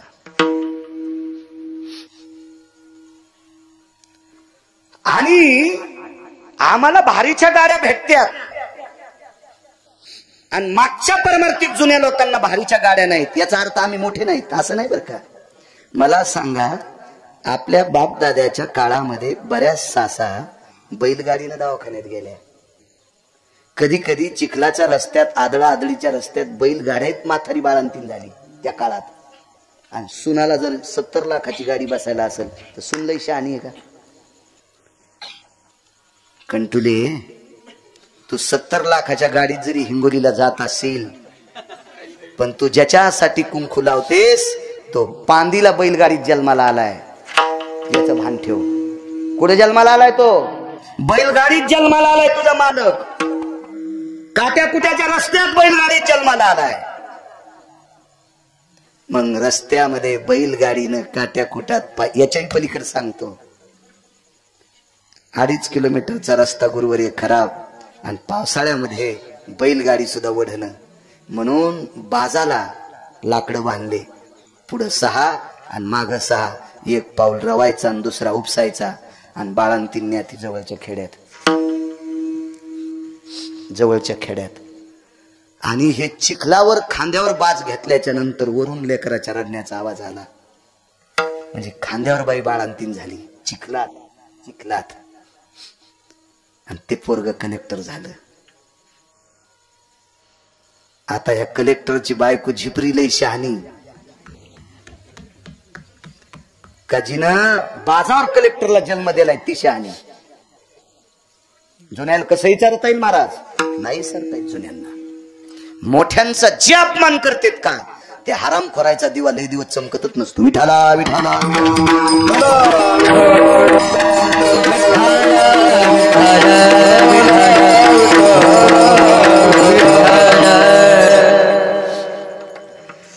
प्रचंड विद्वान रावण आपल्या आजोबा पंजोबांचे मित्र आहेत. आलिंगनच दिलं गुरुवारी, दर्शन घ्यायच्यासाठी वाकला.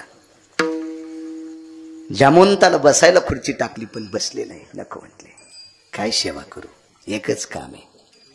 भगवान शिवजीची स्थापना करायची आणि भगवान शिवजीची स्थापना करण्यासाठी पुरोहित नाही.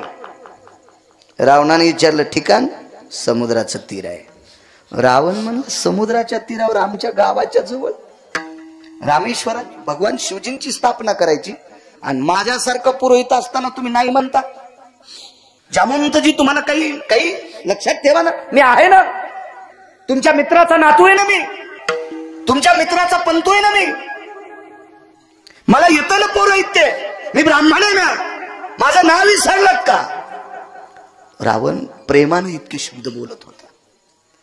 जामवंतजीच्या डोळ्यातून पाणी आलं. लंकेश, तुमच्यासारखं पौरोहित्य कोणाला येणारे राजे हो, पण अडचण एका गोष्टीची आहे.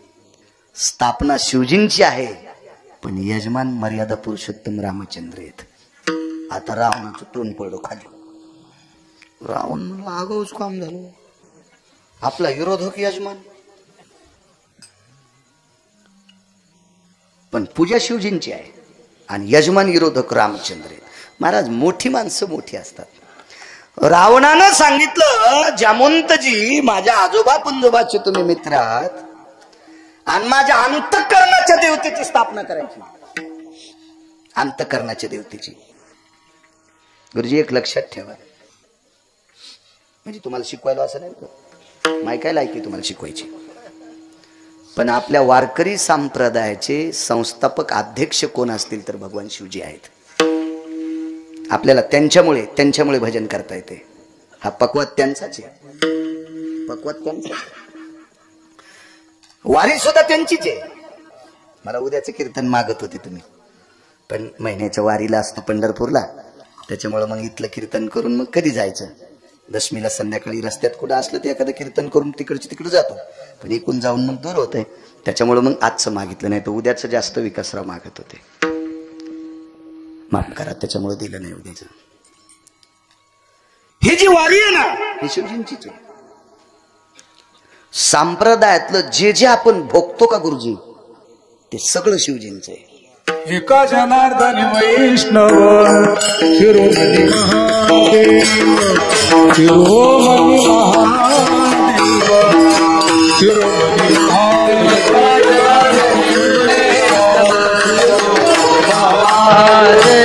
शिरोमणी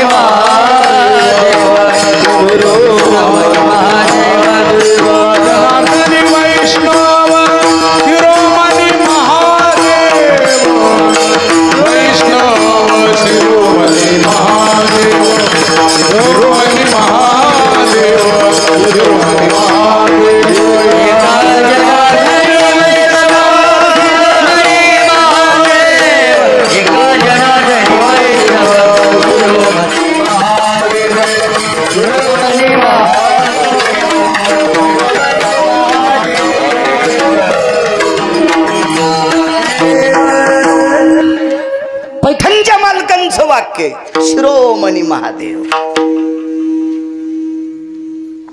आणि रावणानं सांगितलं माझ्या अंतःकरणाची स्थापना आहे.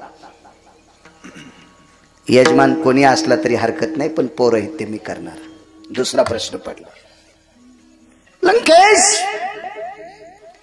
पूजेचं साहित्य काय लागेल? आता मागच्या वेळेस जे कार्यक्रम केला इथल्या लोकांना माहित झाला असेल, खारका किती, वाट्या किती, सुपाऱ्या किती, बदाम किती. बाबा आपणही वरी रामचंद्राची स्थापना केली मागे लॉकडाऊन मध्ये. मी आलतो त्या कीर्तनाला. लॉकडाऊन मध्ये पहिलं कीर्तन हिंगोली जिल्ह्यात बाबांच्या तिथं झालं, पहिलं कीर्तन. तिथं यज्ञ हवन विधी आदी करून सगळं काही होतं, सामुग्री तर लागणारच नाही. जामवंतजीने रावणाला विचारलं, लंकेश सामुग्री काय? मोठी माणसं किती मोठी असतात आता लक्षात घ्या, रावणाच्या विद्वत्तेला कस लावा. रावणानं सांगितलं, गुरुवर्य जामवंतजी, आजोबा पंजोबाचे मित्र आहेत प्रकाशराव.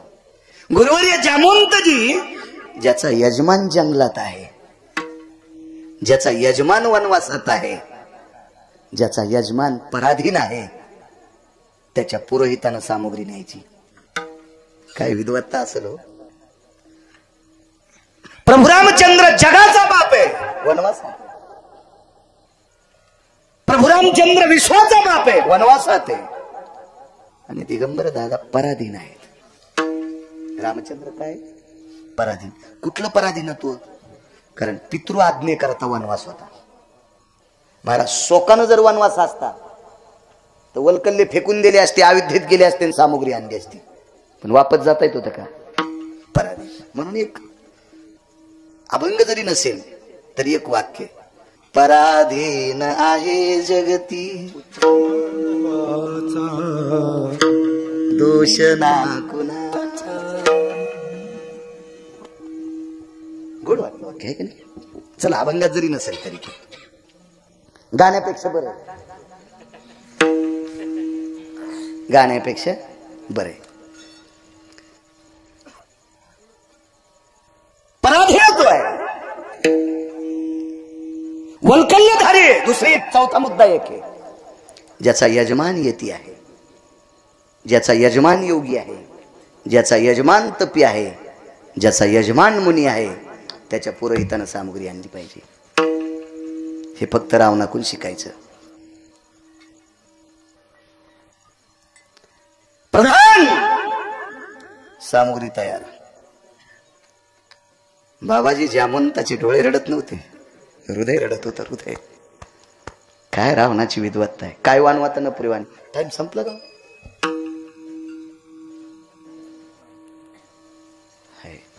9 मिनिटं बाकी आहेत.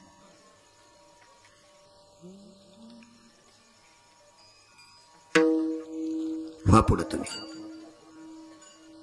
जामवंतजी गेले, सामुग्री पाठवली, पूजाच्या देवता स्थापन केल्या आणि पाट 3 पाठिले. एक स्वतःला बसायला 52 चंदनाचा पाठ होता. मी फक्त पुराणातच नाव पाहिलं, 52 चंदन, असं दिसलंच नाही. असं दिसलंच नाही. असं दिसलं असतं तर त्याच्यातली फाळी कापून आणली असती, खुडून आणली असती. आणि जे माझे डॉक्टर मित्र आहेत त्याला दिली असती. कोणतं तापीचं पेशंट आलं की त्याच्या कपाळाला लावायची, चल भाकरी. उकळत्या तेलाला थंड करायची ताकद त्या चंदनात येतं. ताप का नाही पळवायचं ते? हो. ललाट स्पर्शाना मिती भावनी हा ज्वरा तिजा येते नैवम गांजा कसम लिखितम. हो, नैवम गिरगावकर लिखितम. इतकी ताकद. हे 3 पाटा आणले सोन्याच्या फिरके त्याला. रावण स्वतः एका पाटावर प्रभू रामचंद्र बसले. पण रामचंद्रांच्या बाजूला एक पाट टाकला. रामचंद्रांना शंका आली, हा पाट कोणाला टाकला असेल? बायको तर एकच आहे आणि ती याच्या ताब्यात आहे. अशोक वाटिकेत त्याच्या ताब्यात आहे ना. मग या पाटावर कोण बसणार? आणि कोणाची हिंमत आहे प्रभू रामचंद्राच्या बाजूला पाटावर बसायची? शंका आत न येता 2 सांगतो तुम्हाला. प्रभू रामचंद्राला 2 शंका. आपल्याकडं यजमानाच्या हातात कंगन बांधित असते आणि त्या कंगनातल्या पुढचा दोरा त्याच्या पत्नीच्या हातात बांधित असते. आधी यजमानाच्या बायकोला नसते बांधित. आधी यजमानाला लग्न झालेलं असलं तर त्याला बांधित असते. मला वाटतं लग्नाच्या बाबतीत पण असंच. मंडपात जाऊस तर नवरदेवाच्याच कपाळाला बाशिंग असते. अंकल तुमचं बी असंच झालं असेल ना? विकासराव मी होतो ना तुमच्या लग्नाला, असंच झालं. मग नवरदेवाचं सोडून नवरीला देते. आधी नवरदेवालाच असते. रामचंद्राच्या हातात कंगन बांधलं, अर्ध कंगन हातावर ठेवलं आणि पाठ बाजूला. तर प्रभू रामचंद्राला विचार केला, हे अर्ध कंगन तर पत्नीला असते, पण याला काही प्रश्न करावा, याला राग आला ते निघून जातो. आणि मग कोण शिवजीची पूजा करील? काहीच नाही बोलले. तरी पण आता चंदन तिलकंज महत्पुण्यम पवित्र पापनाशनः अक्षदंज महत्पुण्यम पवित्र पापनाशनः असे मंत्र. यजमानस्तो ललाटम प्रपटले असं मंत्रोच्चार असतो. तो म्हणत नाही आता, पण कार्डावर असल्यामुळे ते डिलीट होत नाही ना. 27 वर्षापूर्वी करत होतो, 27-28 वर्षापूर्वी. आता नाही. मेमरी कार्ड चांगलं दिलं मालकानं, डिलीट होत नाही ते. आणि मग रावण उठले. आता रावणाला आरुतूर बोलायचं नाही. आज रावण लय धोरणात आहे. आज रावण लय धोरणात आहे. नाही तर मेरी याच रावणाला रावण्या पण म्हणत असतो. आज धोरणात आहे रावण. शहाण्या शेतकऱ्यानं बैलाला चाबूक त्याच दिवशी उभा राहावा. एक तर दांडीवर पडावा, त्याला आत पडणं म्हणते. नाही तर बाहेर पडलं त्याला शिवळावर पडणं म्हणते. नाही तर वर फाटून घेणं म्हणते. नाही तर बसणं म्हणते. तवा शेतकऱ्यानं चाबूक खाण्याचा दिगंबर दादा. पण बैल जर असा दोरीत चलत असेल तर चापकाला हातच लावायचा नाही. तरी माणसं पाहिलं घातलं दुसऱ्याच्या हळदीत. काही लय नाद असतो. चांगलं घोडं चलू लागलो, मस्त 3ऱ्या चालीत टाक टाक टाक टाक टाक टाक टाक टाक टाक घोडं. आणि पुढे चौकात माणसं दिसले की टाच आणली, गेलं घोडं बाराशीत. हे खालीन घोडं वरून. आणि मग घोड्याला म्हणलं तुम्हाला कहाच पाडीत नव्हता, आज काऊन पाडलं? ते म्हणले तुम्ही कहात टाच हानीत नव्हते ना, आज काऊन हाणले? मी चांगलं चलू लागलो ना, काऊन टाच हाणले? आज राहून धोरणात आहे ना. त्याच्यामुळे आपण बी त्याला कशाला टाच आणायच्या, धोरणात आहे रावण. रावण उठले, घरी आले.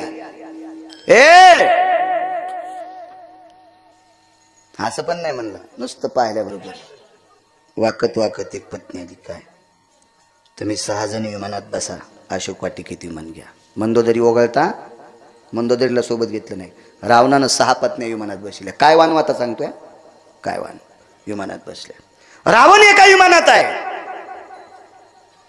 अशोक वाटिकेत विमान आलंय. पुन्हा एकदा सांगतो, रावण आज धोरणात आहे. बाबाजी रावणानं सीतेकडे पाहिलं नाही, मान खाली घातली. कारण आज यजमानाची पत्नी आहे सीता. यजमानाची पत्नी, काय आदर आहे महाराज. मान खाली घातली. आणि पत्नीला रस्त्यानं सांगितलं होतं घरून निघतानाच असं असं सांगा. रावणाच्या साही पत्नी विमानातनं खाली उतरल्या आणि सांगितलं, सीते तुझे प्राणनाथ प्राणवल्लभ, तुझ्या ललाटीचे मालक, तुझे पती परमेश्वर मर्यादा पुरुषोत्तम रामचंद्र, काही अंतरावर भगवान शिवजीची स्थापना आहे आणि तिथे पूजा चालू आहे. पौरोहित्य करण्यासाठी आमचे मालक आहेत आणि लग्न झालेले एकट्यानं पूजाला बसून याच्याकरता तुला न्यावं लागतंय. तुला विमानात बसायचंय. आणि 6 बायकांसोबत 7वी स्त्री सीता विमानात बसल्या. रावण रावणात स्वतःच्या विमानात आहे. रावणाचं विमान त्या तीरावर अगोदर पोचलं. खाली उतरले रावण, आपल्या पाटावर बसले, आवाज दिला, ए आणा ग. 1 आणि 6 जणीनं सीतेला पाटावर बसिलं. राहिला प्रश्न, कोणी कोण बसिलं? बसू द्या, कोणी कोण, डावी कोण किंवा उजवी कोण. काही माणसं लय नाकान वांगे सोडणार. हा बायको इकून असावी. अरे तू काल परमार्थात आला सुंबळ्या, तू आता जवळून गेला तर ढवळ्या कोंबड्यासारखा वास आला तू ह्या अंगाचा. तो दात पडल्यावर चावणं गेल्यावर माल घातलीस तू आम्हाला शिकितोय काय? कोणाला महाराज पहिल्यासारखे राहिलेच नाही काय? शेपटी आल्यात का त्याला? तू तरी कुठं पहिल्यासारखा आहेस? तू आता धोरणात आलास, सगळं वाजले. तेव्हा एखाद्या पुरोहिताला, एखाद्या विद्वानाला अपमान तर करायची आपल्यात ताकद नाही, पण माहिती नसणारी गोष्ट शिकवायची सुद्धा आपल्यात ताकद नसते. वारकरी संप्रदायाच्या दंडकानुसार पत्नी डावीकडे असावी. आईसाहेब सुद्धा दोघांच्या डावीकडे होत्या. अर्धांगी पार्वती डावीकडनं, वामांगी रखुमाई डावीकडनं. आणि पुराणाचा जर दिलासा घेतला, शास्त्राचा वेदाचा, तर उजवीकडनं सुद्धा बायको बसवता येते पूजेला आणि डावीकडनं सुद्धा बसवता येते. कारण दोन्हीपैकी एक अंगपतीच असते. हे मधात कार्य करायचेच नाही. चला पुढे. आईसाहेब बसल्याबरोबर प्रभू रामचंद्राला वाटत होतं आपण रावणावर काय वळून टाकावा. पूजा आटोपली आणि पूजा आटोपल्याच्या नंतर दक्षिणेचा संकल्प सुटला. काय होतं द्यायला? रुमाल नाही तोंड पुसायला. काय द्यायचंय? बाबाजी पाणीच खाली पडत नव्हतं. रावणानं सांगितलं आशीर्वादाचा आशीर्वाद देऊन टाका. तुमचा जो संकल्प आहे का त्याच्यात आशीर्वाद देऊन टाका. तर प्रभू रामचंद्राने विचार केला, याला मारण्यासाठी शिवजीचं बळ मागून घेतलंय, याच्यासाठी शिवजीची इतकी आटोकाट भक्ती आहे आणि याला देऊच काय? आणि ज्या शिवजीची स्थापना केली त्या शिवजीनं 7 कोटी घराचं गाव सोन्याचं दिलंय आणि आपण काय द्यावा? बरं जंगलात येत आपण. रावणानं सांगितलं ज्याचा यजमान जंगलात आहे तिथं पुरोहितानं त्याला काही मागायचं नसते, काय मागायचं नसते, काय मागायचं नसते. ठीक आहे, सुटला संकल्प. पण पत्रकार लय भयानक बोलणारे असते. पत्रकार काय प्रश्न करतील काय सांगताच याचं नाही. मी त्या काळातली सांगायला, हाताच्या मला काय घे नाही, आपल्याला काही ज्ञान नाही त्याच. पण त्या काळातली सर्वात 1 नंबरचं पत्रकार कोर असेल तर श्रुती नावाची पत्रकार होती. आणि या श्रुती नावाच्या पत्रकारानं प्रश्न केला, लंकेश आतापर्यंत जे जे पौरोहित्य केलं तिथून दक्षिणा घेतली, इथून दक्षिणा का घेतली नाही? रावणानं सांगितलं, श्रुती माते, पैशाची मालकीन लक्ष्मी ज्याची पत्नी आहे, अशा लक्ष्मीचा पती ज्याचा यजमान आहे, त्याला मागायची काय गरज आहे? त्याला मागायची काय गरज आहे? श्रुती शांत. श्रुतीनं तिथून विमान काढलं, समुद्राच्या तीरावर विमान आला आणि प्रभू रामचंद्राला प्रश्न केला, जगदानंद कंद जगतपती, रावण कशाच्या बळावर आणला? प्रभू रामचंद्र म्हणले, आपल्या बळावर रावण येत नव्हता. बायको देत नव्हता तर येत होता का? बायको देत नाही तर येतो का देव? आपल्या बळावर नाही. विमान अशोक वाटिकेत गेले. सीता वापस नेली बरं पुन्हा, दिले रे गेले ते, त्यानं वापस नेली. प्रभू रामचंद्राला वाटलं आता पूजाला आणलं आपल्याला देतं का? तर रक्तपात करायचं कामच नव्हतं. गुरुवारी त्यानं पुन्हा वापस नेली सीता, अशोक वाटिकेत नेऊन ठेवली. श्रुतीचं विमान पुन्हा तिथं. आई साहेब बोल माय, रावण कशाच्या बळावर आणला? त्यांनी सांगितलं, मला काही माहित नाही. मला त्याच्याच पत्नी न्यायला आल्या, मी पूजा केली, त्याच्याच पत्नीने पुन्हा इथं आणून डांबून ठुले राक्षसनीच्या दाताचा वास घेत. त्या राक्षसनी का पेढा खात होत्या, का बासुंदी खात होत्या, का त्या घी चावल खात होत्या? त्या राक्षसनी झोपी गेल्याच्या नंतर असे तोंड इचकून झोपायच्या तर त्याच्या खिंडीतलं मांस खाऊ खाऊ उंदरू बोकेवानी झालती. त्याच्या थोतरायचा वास किती येत असेल? आणि अशा राक्षसनीच्या वासात मला डबल आणून ठेवलं. आणि माझ्यासाठी रावण कशाला येतो? विमान पुन्हा लंकेत. लंकेश रावण म्हणला आलो. पत्रकार बोला, श्रुती माते बोला. मर्यादा पुरुषोत्तम रामचंद्रांची फौज पाहून, मर्यादा पुरुषोत्तम रामचंद्राची शक्ती पाहून मरणाच्या भीतीनं तुम्ही रामचंद्रांचं पौरोहित्य करण्यासाठी गेलात. तोंड सांभाळून बोल म्हणे श्रुती. जीव गेला तरी हरकत नाही, पण रामाला भेट नाही. रगिल होत ते, रामा करता गेलो नाही. दुसरा प्रश्न केला जयस्वाल. लंकेश 80,000 पत्न्या आहेत तुम्हाला, पण सीतेच्या सौंदर्याचा मोह सुटलेला दिसत नाही.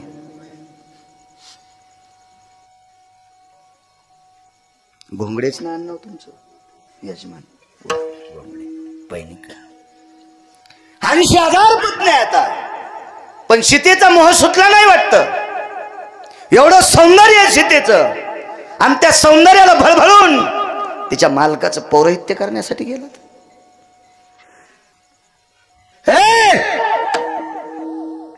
माझ्या पत्नीच्या पायाला चिटकलेल्या मातीच्या कणा इतकं पण सौंदर्य सीतेकडे नाही, असं गिरगावचा बाळू इचकीत नाही. पुराण सांगते, पुराण. इतक्या सुंदर रावणाच्या पत्न्या होत्या, म्हणून आपल्या गाथ्यात सुद्धा पुरावा आलाय.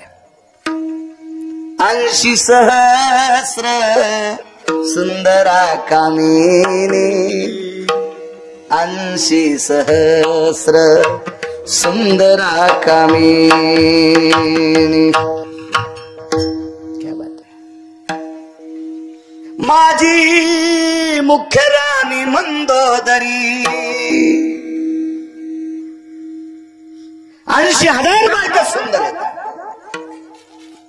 पुराणाचा दिलासा असा आहे की आईसाहेबांपेक्षा 125 पटीनं रावणाच्या पत्न्या सुंदर होत्या, असं गिरगावचा बाळू सांगत नाही, पुराण सांगते. पुराण पुराण पुराण. ज्याला हे पाहायला भेटलं नाही का ते म्हणत असेल हे कशात असेल. तू वाची जाय ना, तू वाचव ना, सापडेव ना, दुसरं सापडेव सापडेव. तुला सापडल, कशात तरी सापडल, पण वाचित राह. एका बाईनं पुऱ्या केल्या, पुऱ्या पुऱ्या पुऱ्या केल्या. तर पुऱ्या केल्याच्या नंतर 7 दिवस भागवताला होतं. तर ते बाई म्हणली काल कोणाकडे होतात? उद्या आमच्याकडे. काय केलं त्या बाईने? म्हणलं किरणपुरी. त्या बाईनं दुसऱ्या दिवशी करंजा केल्या. आमच्या समचे म्हणले बाईनं करंजा केल्या. म्हणलं गव्हाच्या ह्याच्यात नाही बी, ह्याचा काय विषय? दुसऱ्या बाईनं पुरणपोळ्या केल्या, गव्हाच्या ह्याच्यात न द्या. जसे एक गहू प्रकार बहु, अशी एक जुनी म्हण होती. एक गहू आणि प्रकार बहु, एका गव्हाचे जर इतके पदार्थ होत असतील, त्या देशात पुराणाचा व्यासंग पकडण्याची कोणाची माय व्याली, कोणाची हिंमत, कोणाची ताकद आहे? बघत राहा, बघत. हजारो वर्ष आयुष्य मिळालं तरी अभ्यास संपत नाही. इतका गाढा प्रचंड व्यासंग या भारत देशातल्या ऋषीमुनींच्या परंपरेचा व्यासंग आहे. आपण काय करू शकतो? काय माणसं हे बुटकं भर पाणी घेऊन दुसऱ्याला आंघोळ घालायचा लय नाद.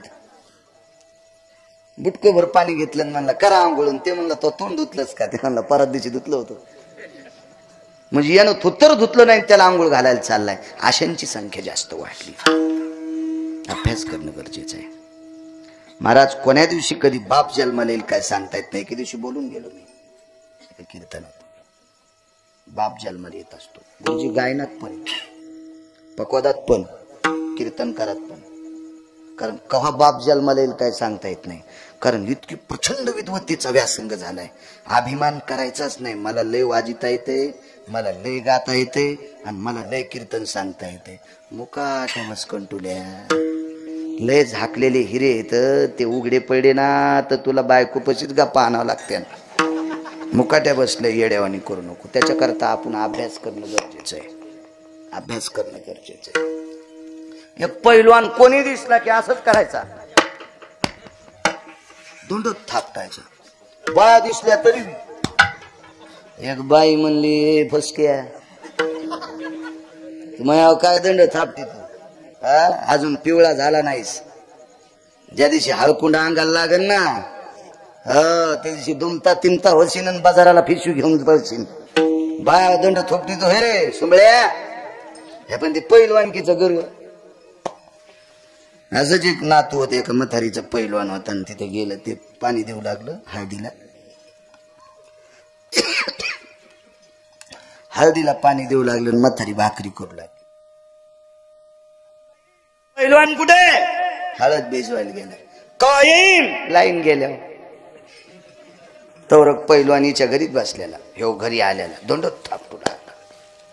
ते म्हणला मी तर 9 क्विंटल बदाम खाल्ले तर, आणि हळद भिजवायला असं कुठं पहिलवान असतो का? समजायचंच नाही मी कोण्या गाडीत आलो. काहीच नाही. कधी कधी रेल्वे डबे वाजणारे पण आपला गर्व जिरू शकते. रेल्वे स्टेशनला वडापाव मागून खाणारी बाई भारतात गाजली नो. भारतात गाजली, तिने मोठ्या मोठ्याची जिरिली ना.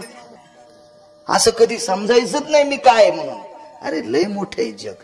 हो, 5,000 रुपये पण डायरीच्या पुढून ठेवले. आणि ज्याच्या घरी गेला त्याचा रोजदार आहे. आणि 5,000 500च्या नोटा पुढून ठेवल्या. बेकार चोट कुठला.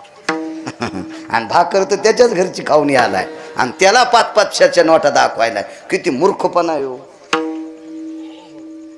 बर बर बर. म्हातारी म्हणली जेवा. तसे चालते बोंबले बिन भाकरीची. बसले खाल. तिनं पत्राळे ताट टाकले, बंदी भाकरी नशीबवान, चुलीवरल्या भाकरी आणि कोरडी भुरकी. शेतकऱ्याचं घर होतं ते. हे येतं ते नाही, ते येतं हे नाही. किती लोक दाखवायचे इथं बसलेले ना. आजोबा पंजोबाला विचारा. एरंडाच्या पानात हिरव्या मिरच्या गुंडाळून इस्त्यात ते पुडा टाकायचा आणि मिरच्या अशा भाजल्याच्या नंतर मग भाकरी संखाच्या. कशाचं तेल आलं प्रकाशराव. ह्या परिस्थितीत आपल्या बापदाद्यांची जीवन गेलीत. ऐका, म्हातारीन कोरडी भुरकी टाकली. पहिलवाना संघचा मित्र होता. संघचे लय शहाणे बाप्पा. अजून बी नवरदेवापेक्षा सोकोनीच हरामखोर. हो, मला टावेल पाहिजे आणि घरी कशानं होतं तरपशी तू. आणि तिथं टावेल मागायला उचल्या कुठला. वजन आणतो तिथं. संघचे म्हणले आजीबाई तेल. म्हातारी म्हणली वाढ न रे. कळडी वाढ आता, कळडी भाजून कळडी. ते म्हणले आजी या कळडी येतात, ह्या घाण्यावर न्यावं लागत्या, त्याची आरड घ्यावं लागती. म्हातारी म्हणली बाप्पा आमच्या इथं सगळे कामात माणसं येत, आम्हाला घाण्यावर जायला आणि आरडी घ्यायला टाइम नाही. ज्याला तेल खायचं का ते कळडी पिळीत येत. अशा कळडी पिळीत येत. पहिलवान म्हणला कळडी पिळणं आणि कसं तेल निघल. त्याच्या सोबत एक नवीन लागलं होतं. ते म्हणलं असं थापते तू ना, इथं घाल ना कळडी. ते म्हणला मुकाट्या बस ना. ते पहिलवानाला थापतीत असतात, कळडी कुठे पिळत असतात का सोंबळ्या.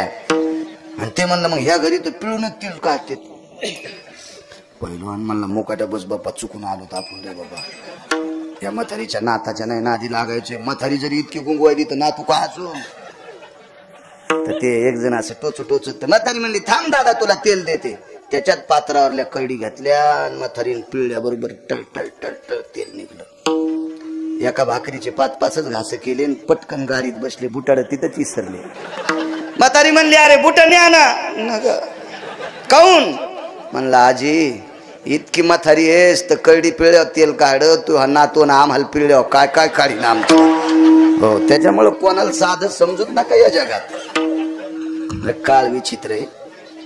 असं समजायचंच नाही मी लय मोठा आहे आपल्यापेक्षा. कोणतं एक जण म्हणला मी लय श्रीमंत आहे. तू कसं काय श्रीमंत आहे?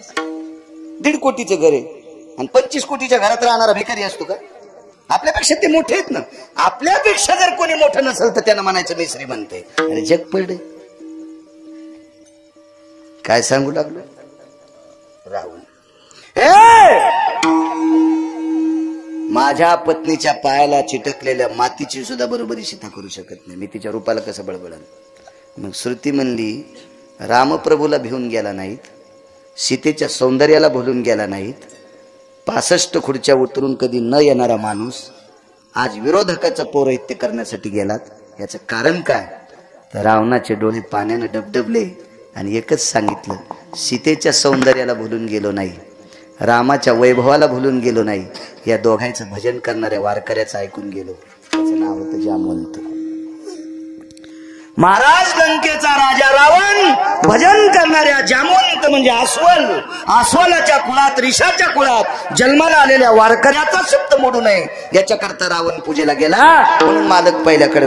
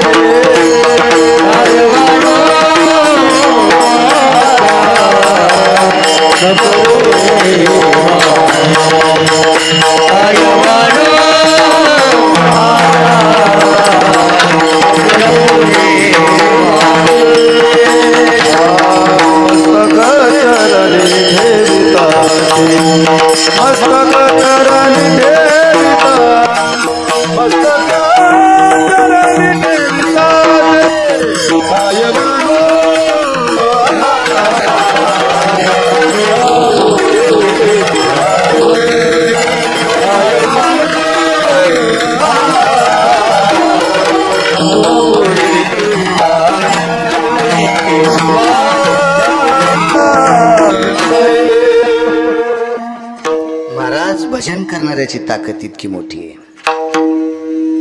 मथुरेचा राजा कंस हा कृष्ण परमात्म्याला भेट नव्हता पण नारदाला भेट होता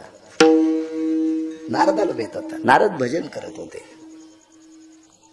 महाराज एवढी मोठी राजे महाराजे प्रचंड शक्तिशाली होते पण भेट होते फक्त महाराज लोकांना म्हणजे वारकऱ्यांना साधूला भेट होते साधूला महाराज विश्वाला प्रकाश देणारा सूर्य साधूच्या कपड्याची सुद्धा बरोबरी करू शकत नाही काढोनी ढुंगाचे चिरगुट भिरकाविले नभी देख ते चतुर्दश भास्करा परिलेख तेज कांती एकाची शाटी तपिन्नली एके सृष्टीवरी सृष्टी केली कमरेला गुंडाळायचं धुडका कशात फेकलं तर 14 सूर्य इतका प्रकाश पडतोय गुरुजी साधूचा स्पर्श झालेल्या कपड्यात इतकी ताकद येतं साधूत किती काय वानू आता नपुरे 64 कला अवगत असणारा व्यक्ती वाघावर बसून आला हा पुरुषार्थ आहे 1 कोटीच्या गाडीत बसणं पुरुषार्थ नाही या देशातले गुंडही 5-5 कोटीच्या गाडीत बसतात वाघावर बसणं पुरुषार्थ सापाचा चाबूक धरणं पुरुषार्थ महाराज हिंस्राला अवगत करणं याला पुरुषार्थ म्हणायचं काड्या काय असते अन्नमान धन येतो प्रारब्ध आधी कठाळे कोणाची मका खात असते कुठे ती पिरली कोणाचे कंस खात असते त्याला कठाळे म्हणत असते पुरुषार्थ साधूच आहे वाघावर बसून महात्मा आला 64 सोनं 60 पद्धतीनं चोराव चण्याला चने नाव कधी प्राप्त झालं माहिती का तुला त्याचं खरं नाव आहे चुने पानाला लावते ते चुना नाही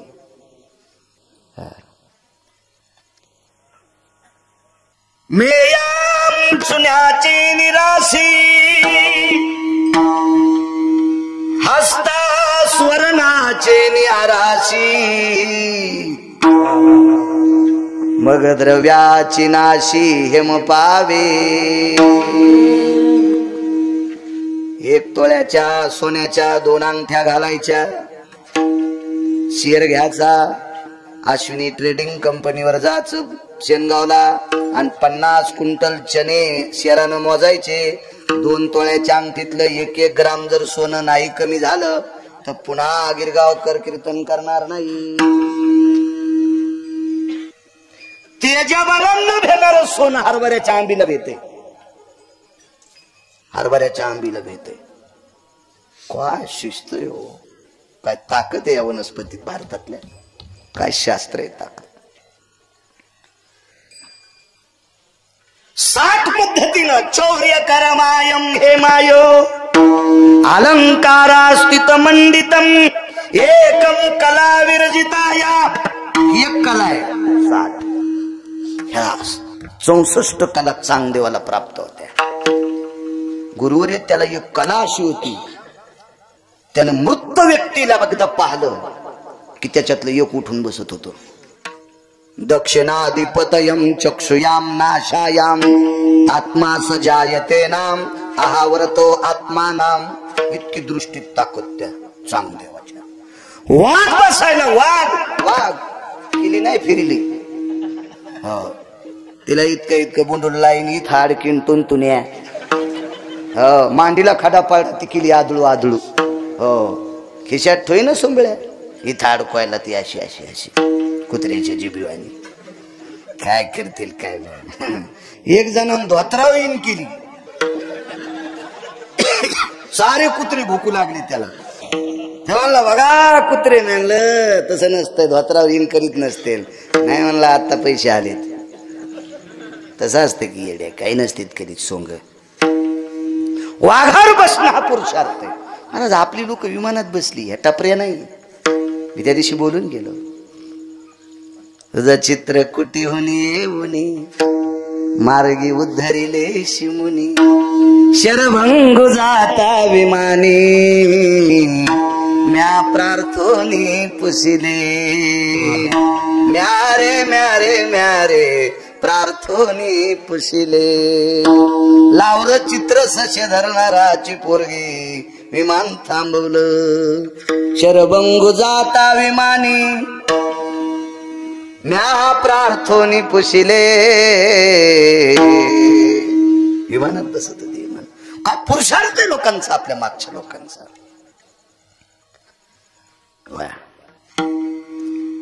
या देशातल्या साधून नाव पाण्यातली आकाशात, पाण्यातली आकाशात, पाण्यातली आकाशात पाराशर. आकाशात घेतला चुटकी वाजिले, तुझ्यामुळे पत्नी संग करू देत नाही, तो काळ कर ना. चुटकी वाजल्याबरोबर अंधारण तिकडे उजळलं. काय साधू ताकद. पण अशा साधूला भेटलेली पत्नी किती अधिकारी. तिने सांगितलं देवतार्चन झाल्याशिवाय, कुलाचार झाल्याशिवाय पत्नीची संग करत नाही. तितकी पवित्र या देशाची साध्वी बी आहे. म्हणून या देशात रत्नांची संख्या जास्त आहे. गुरुजी, मानवी रत्न या देशात जास्त आहेत. कर्णासारखं रत्न याच देशात. काय पुरुषार्थी करणं. कर्णाला रथावर एक सर्प गेला. विकास टाइम झाला राव. हा, बाबांजींमुळे तिथं करीत असतो ना बाबाजींच्या तिथून. कर्णाच्या रथावर एक सर्प गेला. त्या सर्पाचं नाव होतं अश्वसेन नावाचा सर्प. त्याच्या आईचं नाव सांगतायत का? किती भागवत ऐकली तुम्ही वाती वळता वळता? सांगा ना, सांगता येतं त्याच्या आईचं नाव, त्या अश्वसेनाच्या आईचं नाव. घालान गिरगावच्या बाळ्याला गोळी एखादी फुका.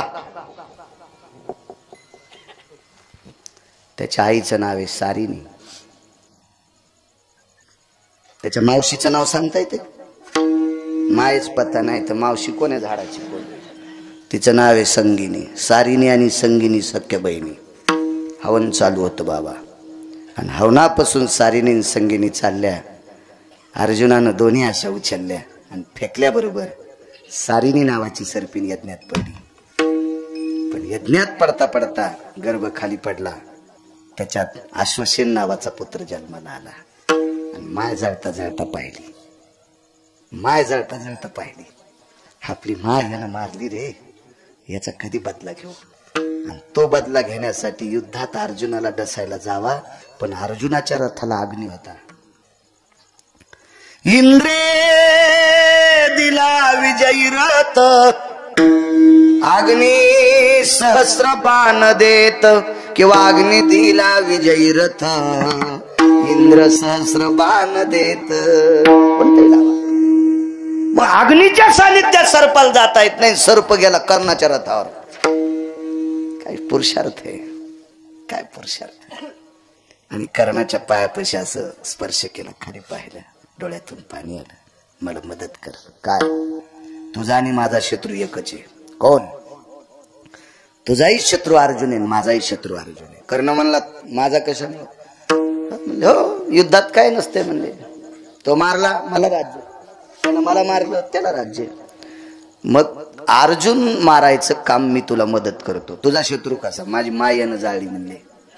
आणि याला चावण्यासाठी मला अग्नीमुळे जाता येत नाही. तुझ्या बाणावर मला बसव आणि तू बाण मार. एका सेकंदात अर्जुनाला चावतो. कापरासारखा अर्जुन जळायला पाहिजे. सरप धरला आणि फेकाडून द्याला. मूर्ख कुठला? माझ्यासारख्या पुरुषार्थी करणारा तुझ्यासारख्या पांचटाची मदत घेऊन जय प्राप्त धिक्कार असं म्हणला अशा सुराचा. त्याला कर्ण म्हणतात. आणि म्हणून हा कर्ण मृत्यू पावल्यावर पंढरपुरातला मालक रडत होता आणि अर्जुन हसत होता. अर्जुनाला पत्ताच नव्हता कर्ण किती पुरुषार्थी. काय काय वैभव आहे लोकांचं. जर त्या अश्वसेन सर्पाची मदत घेतली असती ना गुरुजी, तर अर्जुन कधीच जळाला असता. कधीच नाही. इतके पुरुषार्थी लोक येते. आणि अशा पुरुषार्थांना जन्म देणार आहे तुम्ही आहात. राज्य, राणी व संपत्ती. पराशरांची बायको इतकी हितवान. देवकर्म झाल्याशिवाय पत्नीशी संग करता येत नाही. काय पुरुषार्थ असेल स्त्रीत्वाचा? हा पुरुषार्थ. वाघावर बसून चांगदेव राहिले. दादांनी पाहिलं.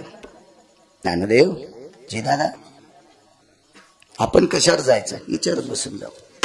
भिंतीला हात लावला. दिगंबर दादा भिंत चलत नसती आणि चलली बी नाही. भिंत चालवली.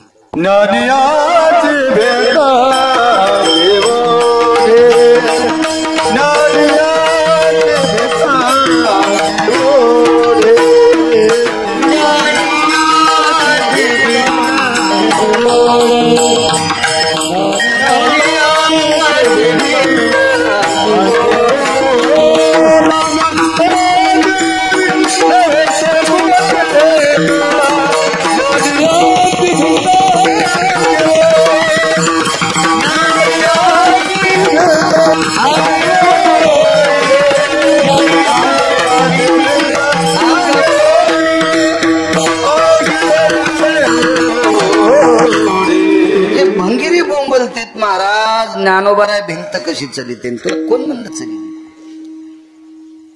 भिंत नाही चालली, भिंतीला चालवलंय. ज्ञानोबारायन भिंतीला स्पर्श केलं. माय योग्याच्या भेटीला जायचं ग, साधूच्या भेटीला जायचंय ग. वाघावर बसून आलेला पुरुषार्थी साधू आहे ग. त्या साधूचा काय पुरुषार्थ आहे आणि त्या साधूला भेटण्यासाठी जायचंय. चल ना ग. चल म्हणल्याच्या नंतर एका साधूचा शब्द खोटा होऊ नये म्हणून पंढरपुरातल्या मालकांनी शर्ट काढ. ज्ञान याची भिंत अंगी ओढी आणि भिंतीला पाठ लावली आणि पंढरपुरातल्या मालकानं भिंत ओढली. हा वारकऱ्यांचा पुरुषार्थ आहे. काय वानू आता न वाणी. गुरुवर्य पूज्यश्री धर्मानाम पवित्रो धर्म संन्यासो पवित्र गुरुवर्य सद्गुरु आत्मानंद स्वामीजी या ठिकाणी आलेले. त्यांच्या चरणी नतमस्तक होतो. लक्ष्मण महाराज आहेत, विठ्ठल महाराज आहेत, मृदंगाचार्य, आदरणीय बापू गाय नक्षत्रातलं तज्ञरत्न, आदरणीय शंकर महाराज तज्ञरत्न, आदरणीय अण्णा, आदरणीय हे महाराज आपले नवनाथ महाराज आणि जुनं व्यक्तिमत्व. आज जशी एक गोडसा पुरावा दिला एका जनार्दनी वैष्णव शिरोमणी महादेव, तसे आदरणीय दिगंबर महाराजांचे मित्र स्वर्गीय काशीराम बुवांनी एक पुरावा दिलता. चक्रा मार के धरणे पुढे इथंच इथंच लाखा जोर में पांडव बैठे गुप्ता आग लगाई. याच ठिकाणी मला वाटतं फक्त कीर्तनाचं तोंड इकडं होतं त्यावेळेला, आता इकडे केलेले. इथंच पुरावा दिलता. आदरणीय दिगंबर महाराज असतील. इथल्या आयोजनाच्या बऱ्यापैकी सप्ताहाच्या नियोजनामध्ये आमचे शेळके महाराज आहेत, नामदेवबुवा, त्यांनाही धन्यवाद. विनेकरी बाबा, साऊंड सिस्टीमवाले, कॅमेरावाले, देव तुमचंही भलं करू. पंचकृषीतून आलेले श्रोतावर्ग, आजचे यजमान आदरणीय श्री भगवानराव शंकरराव घोंगडे पहिनीकर, त्यांचे सुपुत्र, काय नाव तुमचं? विकास भगवानराव घोंगडे पहिनीकर. आजचं यजमानपद त्यांच्याकडे, त्यांना धन्यवाद. गावकऱ्यांच्या वतीने, यजमानाच्या वतीनं नामदेव फर्निचरचे सर्व आदरणीय विकासजी जयस्वाल, संप्रदायात बऱ्यापैकी त्यांची वर्णी असती, ते सुद्धा हजर आहेत.